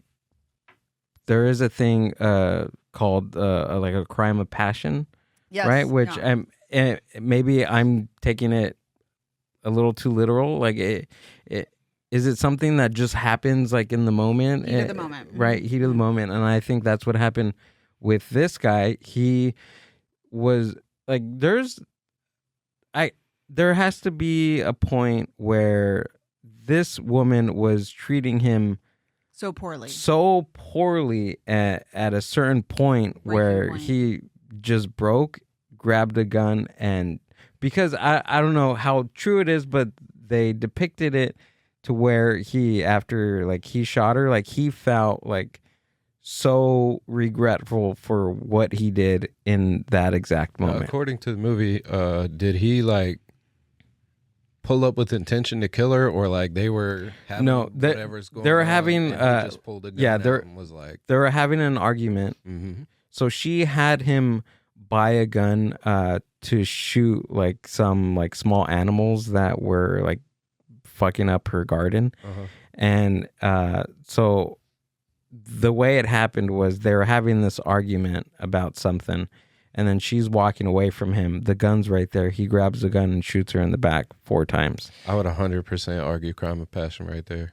But the thing is, where he jacked up was 9 months putting her in a freezer, and I think that's where Yeah. That's where he kind of If you messed would've, up. like called the cops Exactly. immediately. Right. If Yeah. there was some empathy and some remorse, I'd be like, oh my God, what did I just do? Let me call the ambulance. And, Yeah. even if you're No, I going to go agree to with that jail part. and things like that, Right. I freezer part, I- fucked up. Like, even today, I seen a video that's going around right now of this girl. I think they were in Florida. And I think in Florida, they're able to, like, carry. So they're fighting over like a parking Carrie. spot. Just Well, yeah, like the way you said it, you're like, Because I went Carrie? like this, Carrie. I know I'm all good. Kill I'm shot. like, Carrie. That was cute. Carrie carries. Yeah. Yeah. So something's happening with the parking lot at like a Target or Walmart. I think it was You Walmart. had me at Florida. Yeah. Yeah. And so then this man gets off his car and the girl's like parked in there and the man's like coming at her and she's just like you could tell that she's moving back and then he keeps like, wow, and I can't hear audio. There's no audio, but you could just see. So then the girl goes into her car and she grabs her gun and she tells him like, hey, like, leave me alone. Or, it looks like she's telling him like, leave me alone. Yeah, she should have. And he starts moving back and then she's like, okay. And then she's trying to get to her car and he kind of like runs like towards her. And this whole scenario is just like him trying to intimidate her and things like that. And at some point she shoots. And honestly, as a woman, I'd be scared if somebody keeps trying to come at me and you're already probably multiple. As a 6 foot, 260 pound Wow. felon, I'm gonna shoot him too. Yeah, and she shot him and he died. But she stayed. She still tried to like compress, Revive him. and then she called the cops and it's one of those things like. So I think in instances like that, like, okay, it happened, the heat of the moment, whatever, Yeah. but you're just like, shit, like I fucked up. Not stuff her in a freezer and wait 9 months to get caught. If I could make one amendment in that situation, maybe call your lawyer. Get a lawyer. True. And then, you know what I mean? Before you talk to the cops. And what all if you know that they're dead. If you Yeah. know that they're dead. If they're not dead, go 911, then you're caught, then your attorney. But I'm saying if they're dead, maybe you call your attorney. what also didn't help his situation was he was made like power of attorney Yeah. for all her So he assets. had financial gain. Exactly. motive. Yeah. Yeah. So all that did not look good. Right. No, that's 100% a lot of, why the motive is what I feel like, not that it's supposed to be the reason that you get convicted, Yeah. but I feel like the motive helps convict people. It's a really good movie. Yeah. I'll It's have to watch it. it's a really Said good. It's called Bernie. Yeah. It's called Bernie. Yeah, you Might see it have to right check there. out. What's it on? Where did I watch it? I think I watched it on Amazon Prime. Right now. Yeah, it's. I had no clue it was a true story until the end. I thought how they have movies that they make it seem like a documentary. It's like documentary style plus cinema. It's really Watch good. it.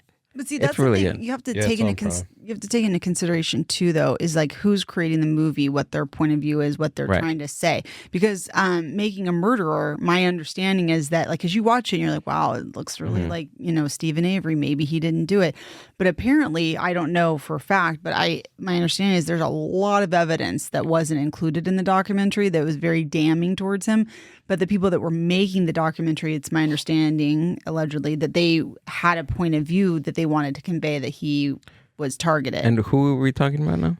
So during the pandemic, there was a docu-series called Making a Murderer, and it's a guy named Stephen Avery, and there was a girl that went missing, and she showed up on his like basically family area of like land in a burn pit, and they were like, he did it.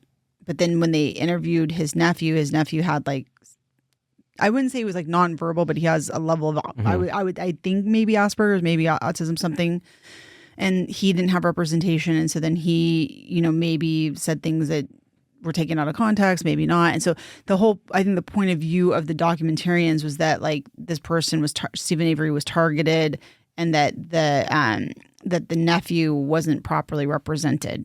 I think that was the point of view. But my understanding, like, because Stephen Avery had other issues with the city and had been, I believe, in jail before, and I don't know. He invited this girl over to take a look at, I think if this has been a long time since I've seen it, but my understanding is like he invited this girl over that was like basically like a photographer for like Penny Saver or like something along those lines, you know, and he was saying like, I have a truck to sell, and she comes over, and when she came over, he was in a towel.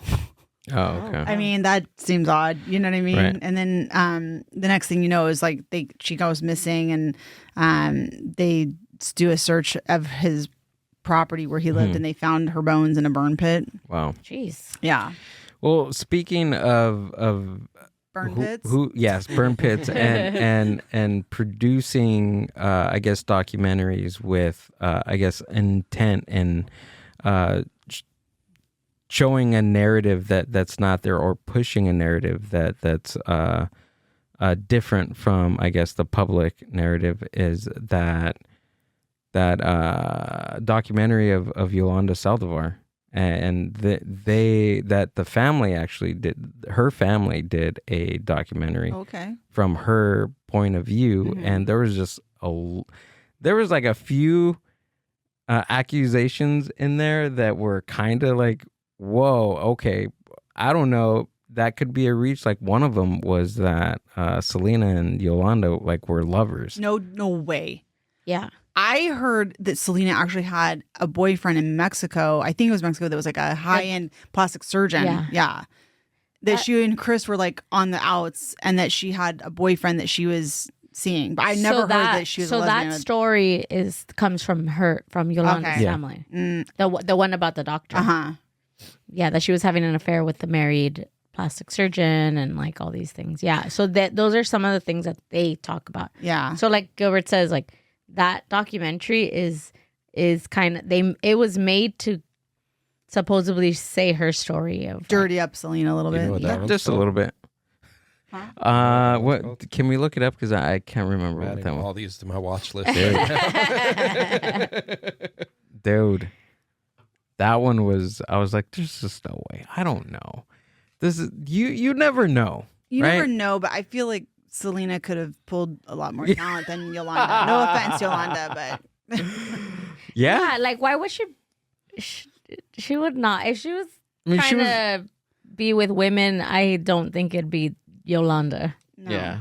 Well, I don't know. You see some of these studs, some of these butch lesbians pull some lipstick I lesbians. don't even say that Yolanda was a butch, bitches, dude. Right. but Yolanda was not any of that.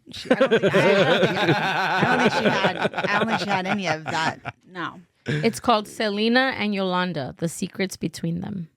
Oh, they even implied it in the title of the documentary. Well, there's a Whitney Houston documentary that heavily suggests that she was lesbian.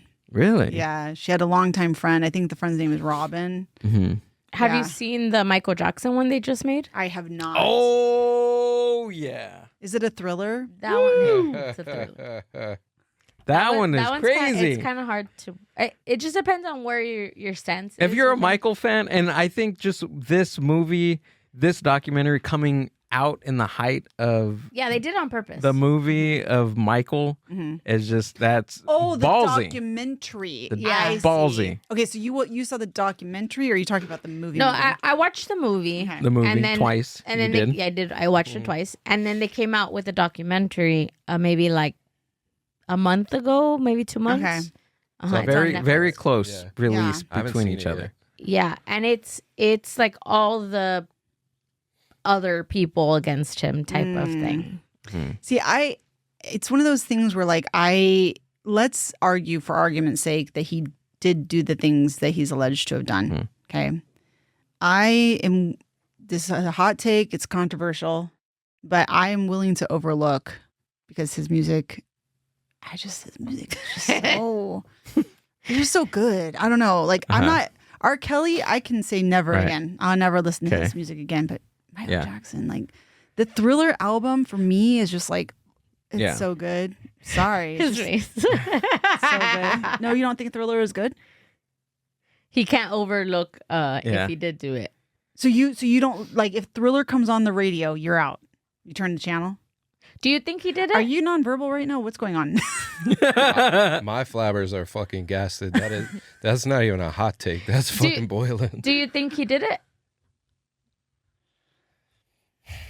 Or is this one of those things you didn't want to answer? Maybe it should have been at the beginning. What did you want to talk about? We don't want to discuss Michael Jackson. No, I don't know.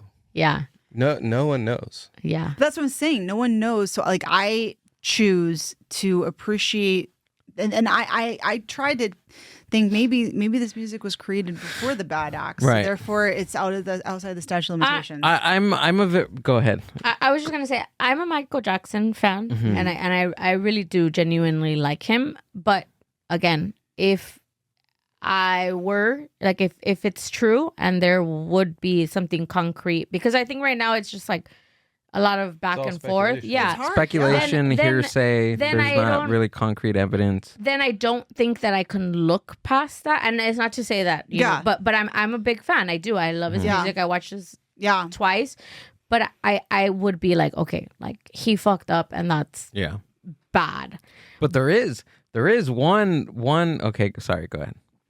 But right now I'm like in limbo, you know, like I like him so much that I want to believe that he didn't do that. But then I also don't want to be naive and also think like, well, because I think it is kind of odd. Like, why was there children sleeping in your bed, right? But then the part of me is like, well, you know, he had a lot of internalized trauma, and then That the, part, the, he the didn't kids, get to be a child. yeah, he wanted to. So then I see it in the innocent sense, right? Or I want to see it in that innocence of like, well, maybe he wasn't. Like, maybe he didn't even think about that. But then I also think like, well, the kids' parents openly and knew that these kids were sleeping in his bed. So as a parent, like, I would never let my child sleep in a man's bed, but maybe that nothing was happening, and that's why everyone was okay with it. Like, I don't know. It's just like, well, you know who Natalie Wood is, right? yeah. Mm-hmm. Okay, so there's allegations that the elder Douglas, Michael Douglas's father, Okay. raped Natalie Wood. Natalie Wood. That's an accusation. Okay. On a boat, right? No. That's her husband killed. Like allegedly. Oh, killed they her. killed. Yeah, no. Okay. But Oh, wait. Oh, okay. So who's Natalie? All right. I'm in. all right. He said, "Rape." Tell me more. Natalie Wood. Natalie Wood is a gorgeous child actor that actually became a full-fledged adult actress. Okay. And she was in a movie called Gypsy. It's a musical. She was in that. She was in Miracle on 34th Street. She was the little kid in that. Okay. And West Side Story. Right. She's Maria, which, you know, It's questionable. questionable. She's Russian, so she's not Puerto Rican, but you know, this is, you know, a long time Close ago. enough. But anyways, there she is. She's gorgeous. Okay. Fantastic. Natalie actress. Wood. Natalie Wood. And her parents are who now? Nobody's like they're like just regular parents. She didn't Okay. say anything about that. Okay. But when she's a child actress, she gets invited to talk to, I think, Michael Douglas's father. So I think it's Kurt Douglas. Okay. She's like 13 at the time, and she goes to the hotel, and she's already a star. Like, she's not like a nobody, but she got invited to allegedly got invited to his hotel room, and allegedly he raped her, and her mother like drove her there. And it's like, so what my point is, like, there are parents that are like, there's a price to fame, there's a price to these things, and like, baby girl, you're gonna have to pay that price. So I mean, I'm just saying, you as a parent, maybe you have standards that are different, and that's great, but there are parents out there that aren't like that, you know. Yeah. So Like all the girls that at R. Kelly's house, Right. their parents would let them Right. stay there too. Like, know. it's kind of crazy. I know, but so I'm saying is like with Michael Jackson too, he's dead, so like I feel like his estate, he's not benefiting from the financial, it's his children are, you know, and they didn't participate in any of that. I don't know. It would be very hard for me because we don't know, right? It's not definitive, and because we don't know, I am okay with still listening to his music because it's not like Right. definitive, right? Right. I think that's Right, right. but what we were saying was like, let's say concrete evidence comes out, then what are you gonna do? That's so hard. I mean, honestly, Fucking hard decision. I don't know. You're like, Michael? what album? what album can I throw out? All I'm saying is, I get a Pre or post? I get a pass. Children. I get a pass in October. Thriller. Uh-huh. Okay, that's my pass. I'm sorry. I get a pass. Yeah, it's hard. That's a jam, dude. I know. That's like one of my favorites. I love Michael Jackson. So Me good. too. And I want to believe that he didn't, Now, what about P. Diddy, though? So now we have to cut out all of... Do we cut out Big Diddy? But Whoa. I meant to Little say Freudian Biggie. slip there. Biggie Smalls. Do we cut Biggie Smalls out? Like, because he produced Biggie Smalls, right? So, like, do we cut Biggie Smalls? No, I don't think you, because that's not even in the same ballpark. That's not the same sport, JJ. Yeah. I mean, he just produced his music. He didn't. It's not. I think. Can we separate the art from the actual person and what they do? I think that it comes down to that. You being a movie person, all the Harvey Weinstein produced movies, like that he did some bad things to make sure that those movies went forward. You know what I mean? Right. That's a hard thing. Yeah, no, that's what I'm saying. It comes down to can you separate the art from the actual person? I don't think so. Because your art is supposed to be a depiction of you. Right. So Yeah, I don't think so. And then you start like really thinking about like, oh shit, like what was going on when they made this? Like kind of like that case that happened, I think like this year / last year with that guy, what's his name? That they found the little girl in his Tesla. David. And they were saying like the artist, huh? Yeah, they were saying how in one of his performances he did like a casket, like a memorial. And they were talking about how they did like a memorial, like he like on stage did a memorial. I think a lot of his music was about killing her or killing someone, because he even had one with like bloody handprints or something. So. And then in one of his albums, he's wearing her Hello Kitty sweater that she would wear.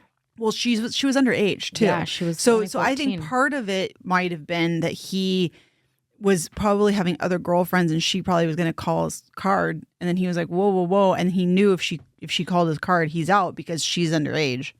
Yeah, so he probably thought, "Oh, I'll just kill her." Yeah, that whole case is messy. Awful. But what I'm saying is like his music, right? Like now it's starting to show. Like he did a lot of the songs while she was dead, or thinking of killing her and all that, and now we see it like you said, like it's a reflection of who they are. Like that's. I'm not familiar with his music, so I don't know. We know. Yeah, it's it's probably not for me. So I don't have to make that tough call. So I like not listening to all those, but I like seeing those like songs or movies that you're, or commercials or whatever, pieces of art, let's say, that was made before like what we know about the person. You know what I'm saying? Well, it's like Elvis for me too. I mean, Elvis was a groomer. Like Priscilla legitimately he was. Yeah. Right. I love Elvis. I don't know. It's hard. Like it's so hard. And it was a different time. It's genetic. You can't help it. That's true. Your predisposition to like Elvis, you're white. Oh. It's in your DNA. Yeah, it's in your DNA. You can't help it. You can't help it. For the record, Elvis's music is ass, by the way. You think so? Oh my God, no. It's Really? trash. It's absolute fucking garbage. What year? Yes. All of them. He said No. he's like, Yes. yes. I love Elvis. Really? I love Elvis. I like Okay. Elvis. Absolute garbage. I mean, We can't go on together with suspicious I mean, at this minds. point, what famous person is not fucking garbage? Like, Well, we were talking. My they're dad. not garbage, but like but they're- like has done artists are something. compromised. I Just think a little that bit. people like even like P Diddy and them, like I think they get to a point where this fame is like they've already reached like this pinnacle of how famous you can be and how many people, like attention wise, right, or even money wise, and then they start searching for things that are unattainable and things that are gonna give them that serotonin boost that and that's why they start doing all this weird shit or doing things that they know they're not supposed to, because it's probably giving them a rush, and it's like they have to each time keep heightening it, like it needs to get higher and higher, Right. because they've already reached this point of like, because people that like average people, we think like, oh, I would love to be rich, like I would be so happy if I was rich, and then you get there and then you're like, well, what's next? But I think it's been going on forever. Like my dad and I were talking about hold your horses. Jerry Jerry Lee Lewis. Okay. Oh, yeah. Married his cousin, right? Married his 13-year-old cousin. 13-year-old. And so he was literally going to be, my dad was, we were talking about this. He's like, he was literally being slated to be like the next Elvis. Mm-hmm. And everybody in England loves him. He goes to England. And one of the reporters was like, who's that girl part of his entourage? And then they figure out it's his cousin who's 13 and he married. Now they're like from Mississippi or something originally. Oh, so they allowed it. Most likely, but that undid him Nothing because suspicious here. well, because they were like, whoa, Yeah. like England's like, that's not cool. Like, we're not gonna. She has to be 14. No, I'm just kidding. I mean, but that was like his undoing basically. Yeah. But if you think about it, like Elvis did a weird game where he found Priscilla at like 13, 14, but like held her off until she was 18. But he was like still dating her pretty Which much. one do you think is worse? What do you mean? Like marrying a 13-year-old or grooming one until she's 18? I think they're both bad. I think it's both bad. I mean, I think it's worse that pretty he even. married her because he was obviously having sex with her. I don't think he was having sex. I don't think Elvis was having sex with Priscilla. I think don't. it's equally fucked up. Well, I said that, but then you said I had to choose. So then I No, chose. Yeah. that's what I was saying. See Is what I'm I talking about? agree Like, with you. Scales of justice over You here. can't give her coffee first, bro. She gets so sassy. I'm always sassy. That's true. I'll give you that. Anyways, yeah. So, no, it's hard because there's so like you said, divorcing from the bad act. I disagree with you. I just think can't. Elvis's music is so I like it. We've been over this. I know. Do you We like know. Elvis's music? I like Elvis's music. Yeah. Not all of it, right? Not Okay, all of it. What ones don't you like? Yeah, hold on. We had this conversation, huh? You're going to be Elvis. Yeah, I liked Yeah. I liked his early stuff. Do I think he's the king of rock and roll? I don't. Who do you think is the king of rock and roll? I don't know. It's hard. I don't think you can pinpoint You one really can't. person. Do you think Michael Jackson was the Prince of Pop, though? I don't think so. I think he was very influential Yeah. in the time of different decades of music. But do I think he's one person that can say we can say that he was a pivotal person in music. Speaking of a pivotal person in music, I have a red eye I have to catch tonight because I'm invited to someone's wedding tomorrow in New York. Oh, Taylor Swift. It's a joke. Oh, I don't know. I don't know. Have you heard the conspiracy theory that like The Weeknd is just making unreleased Michael Jackson songs? What? And now, Wait, what? Now that you've heard this, Uh-huh. go back and listen to The Weeknd. Go listen to. Oh wait, we just changed gears here. So you're saying The Weeknd, like the artist, The Weeknd. The artist, The Okay, Weeknd. so we were talking about Taylor Swift Yeah. marriage, and then we switched to The Weeknd. Yeah, I have All ADD. right. It's fine. It's how it Don't let works. him smoke weed before our podcast. No, don't let me not smoke weed. Go back and listen to a Weeknd album. Uh-huh. It doesn't matter which one. Preferably either the one that just came out or the one right Okay. before that. I'm losing the names of them, but tell me you don't hear Michael Jackson. The Weeknd is like Michael Jackson if he popped a Molly. I could see that. I definitely could Okay. see that. Yeah.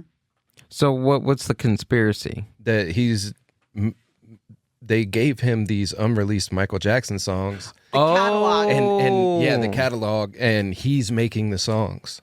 Got it. Well, who's producing his music for him? That's a good question.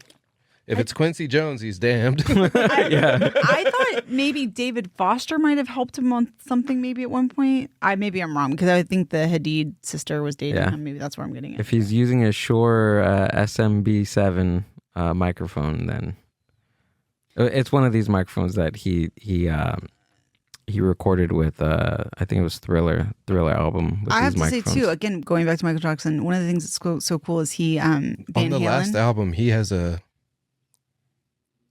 whole skit by Quincy Jones. Actually, now that I think about it, it's called "A Tale by Quincy." Wow. Yeah, That's interesting. Yeah. I mean, why not? Right. Yeah. Michael was absolutely. Michael was a crazy person, right? Writing music. I'm pretty sure he had a whole catalog right before he died. As long as The Weeknd doesn't do anything with children, then we're okay. Yeah, Quincy Jones was a profound musical mentor, idol, and inspiration to The Weeknd. The plot thickens. But I don't think that Michael Jackson would sing a song about cocaine. I mean, I'm sure there are aspects to his artistry where he was like, listen, I have my own ideas. I have my own ideas, so I'm going to do these, but I'll absolutely do these fucking Michael Jackson. Like, who would turn down that opportunity? Yeah. Especially if you have the skill set, and obviously he does. Who's going to, the money coming in from those songs, you know they're going to be hits. Yeah. Well, you know, like there are songs that are written, like, so there was a song Dirty that was written for Janet Jackson, and she's like, I don't want to do the song. So then Christina Aguilera took it. I love that song with Redman. Yeah. Yeah, And I then love that song. Christina Aguilera did it. So, I mean, people write these music and they have someone in mind. And I could see them having Michael Jackson in mind, and then Michael's not here. So The Weeknd has a very similar bravado. So I could see that. What was that one song that that was done by Pink that like catapulted her career? That was written by that one chick with in the 90s that had dreadlocks. I'm trying to remember her name. Oh, Linda. No, wait. You're the girl from I don't Four know. Non Blondes. Was it? I don't know. It's one of those songs that has recently gone viral on TikTok, and they're like That happens a using lot. it. Yeah, they're like using it for like every video right now. Is it Just Like a Pill? I think that's their first hit. Is it four non blondes, right? Yeah. You know what? Linda Perry. I said Linda. Linda Perry, yeah.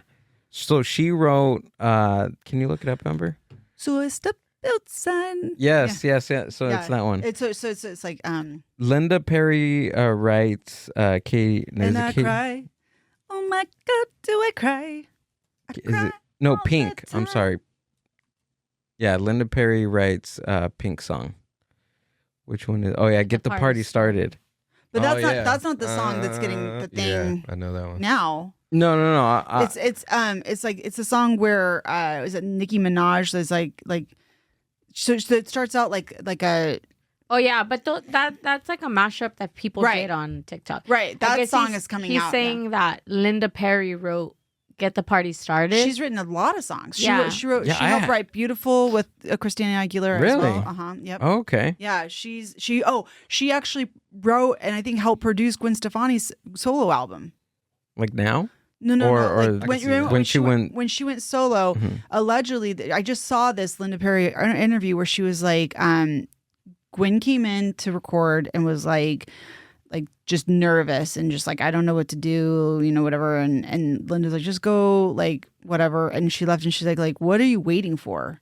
And then she's like, and then she started writing it down.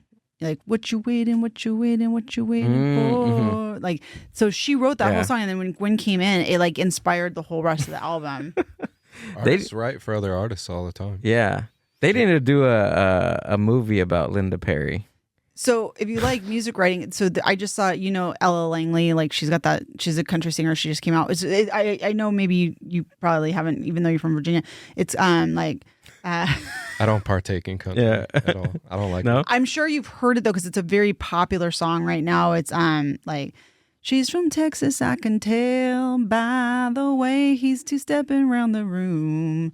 Anyways, they were That's a talking. little catchy. I ain't gonna lie. I'm gonna Yeah. have to look this song So her, What is it? How do you spell it? So as she's so they're in a songwriting room, her, Miranda Lambert, and a couple other people, and I guess Miranda was telling a story about how she had a kangaroo in her passenger seat, and she got pulled over, and she was in Oklahoma, and she's like, "Oh yeah," and the police officer was like, "Oh, you have Texas plates," and then Ella heard that, and she thought it was an interesting idea. She's like, "Yeah," she's like, "He's probably like, she's from Texas, I can tell."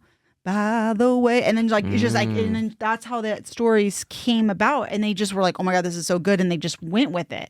It's so crazy how like couple different they hear they hear a musical lyric as they hear a phrase, and then it just marries into a full song. I think it's amazing. it's similar to finding a Joke joke. Yeah, that's how all my comedy. Yeah, comes it's together. like musically. Write that down. yeah. That's how Write a lot that of down. I used to write Uh-huh. music actually, Well, there you go. and that's how a lot of my music started too. I would Yeah. say something or hear something and be like, When you say Yeah. you hear something, do you mean like someone saying it or somebody in your own brain? well, at the time I was on like acid and mushrooms. So Oh, it there we could've go. been Either or. That table talking to me said something really funny. You gotta write that down. I gotta write that down. That wall screaming at me. said Tonio something comes out with funny. like a song called "I Gotta Write That Down," all over the place. I wrote a song on mushrooms when I was like 16 or 17. Do you ever record it anywhere? Well, when I woke up in the morning, it was a doodle of a house. I swear to God, this is a true story, dude. I was like, this shit is so fire. And I couldn't wait to read it in the morning. And it was a fucking doodle of a fucking house. It'd been so awesome if you had it voice recorded too. You're like, that would have been great. And then That you heard would've the next been day, so you're much like, better. what is this? I was 15, though. You were hard pressed to have a voice recorder. They were expensive. Yeah. Yeah, it wasn't like I could just bust out my phone. I didn't even have a cell phone yet. Well, I guess I did, but I was on mushrooms. It's so hard when you're on something like that and to articulate just The anything. easiest shit. You think so? You can think about the absolute most complicated problems of life and even have a few epiphanies when you're on like mushrooms or acid. Right. When it comes to like, I got high on mushrooms one time and I was playing a video game and I started knowing I was feeling the mushrooms because I just couldn't play the game anymore. Yeah. It was a driving game. It wasn't even complicated. I just let the fucking car hit the wall and busted out laughing. It was like, actually yeah, I'm his high. car. He wasn't playing a game. I've only ever hit one thing in my life, okay? It was a mailbox and it wasn't my fault. I did not. When you said I've only hit one thing and you said it's a mail, I was like, whoa. I've heard different from your prison time. Oh my God. This has been so fun. It's been educational. Dude, it's been great. It's been hilarious. I had a great time. Thank you for having us on, man. We got to get out of here before they lock us up Yeah. upstairs. I don't want to get locked up again. He's like, not again. Yeah, no, never again. Tonio, JJ, tell us where we can find you. Tell us the podcast, what you guys have coming up and all that good stuff. So you can find the podcast at No One Gets Hurt Pod on Instagram and YouTube, or you can find it on Spotify, Apple, pretty much anywhere you can get a podcast. We're there. And then you can find me personally on Instagram at That's Tonio, AY That's Tonio, all one word. And I am JJJORGENSONNN. So JJ Jorgensen and Instagram. We have a show coming up together actually on July 14th. Oh, yeah, we do. GameStop in, or is it? No, not At a I was GameStop. like, GameStop still exists? I'm like, hey, these comedy shows locations are getting wild. GameCraft. Yeah, I think GameCraft it's called Game in Craft in Brewery. Anaheim. Nice. Yeah. So thank you so much. This was so much fun. Yeah? Yeah. You had fun? For Yeah, sure. absolutely. For This sure. is great. Yeah. You Yeah, guys had are fun. great. Listen to the podcast. Listen up. And nobody gets hurt. I'd love that podcast. Check out the podcast. YouTube. You said YouTube, Yeah. Spotify. Apple Podcasts, All that. all the everything. good stuff. Yep. Yep. Yeah, I had fun. Yeah, it was All great. right. Thank you so Yeah. much. Yeah, all the links to their stuff will be down in the show description. Follow the Mind Buzz on Instagram and hit the like and comment, subscribe button. Do I have a couple of things coming up? Check out the YouTube channel. I got some sketches coming out that I'm super excited to share with everybody. I saw that one preview, dude. It looks so Yeah, fun. yeah, it's fun. sure. Me and Ricky got some more sketches I can't and, wait. and cooking, and we're writing, we're filming. Check that out. Are you We're- doing an open mics too here? Yes, July 15th. Puro Laughs Comedy Mike is coming back to Mexican Monk. Check it out. Paramount, Love it. California. Peace and love. Oh, cool. I love it. Thank you. That was So great. good.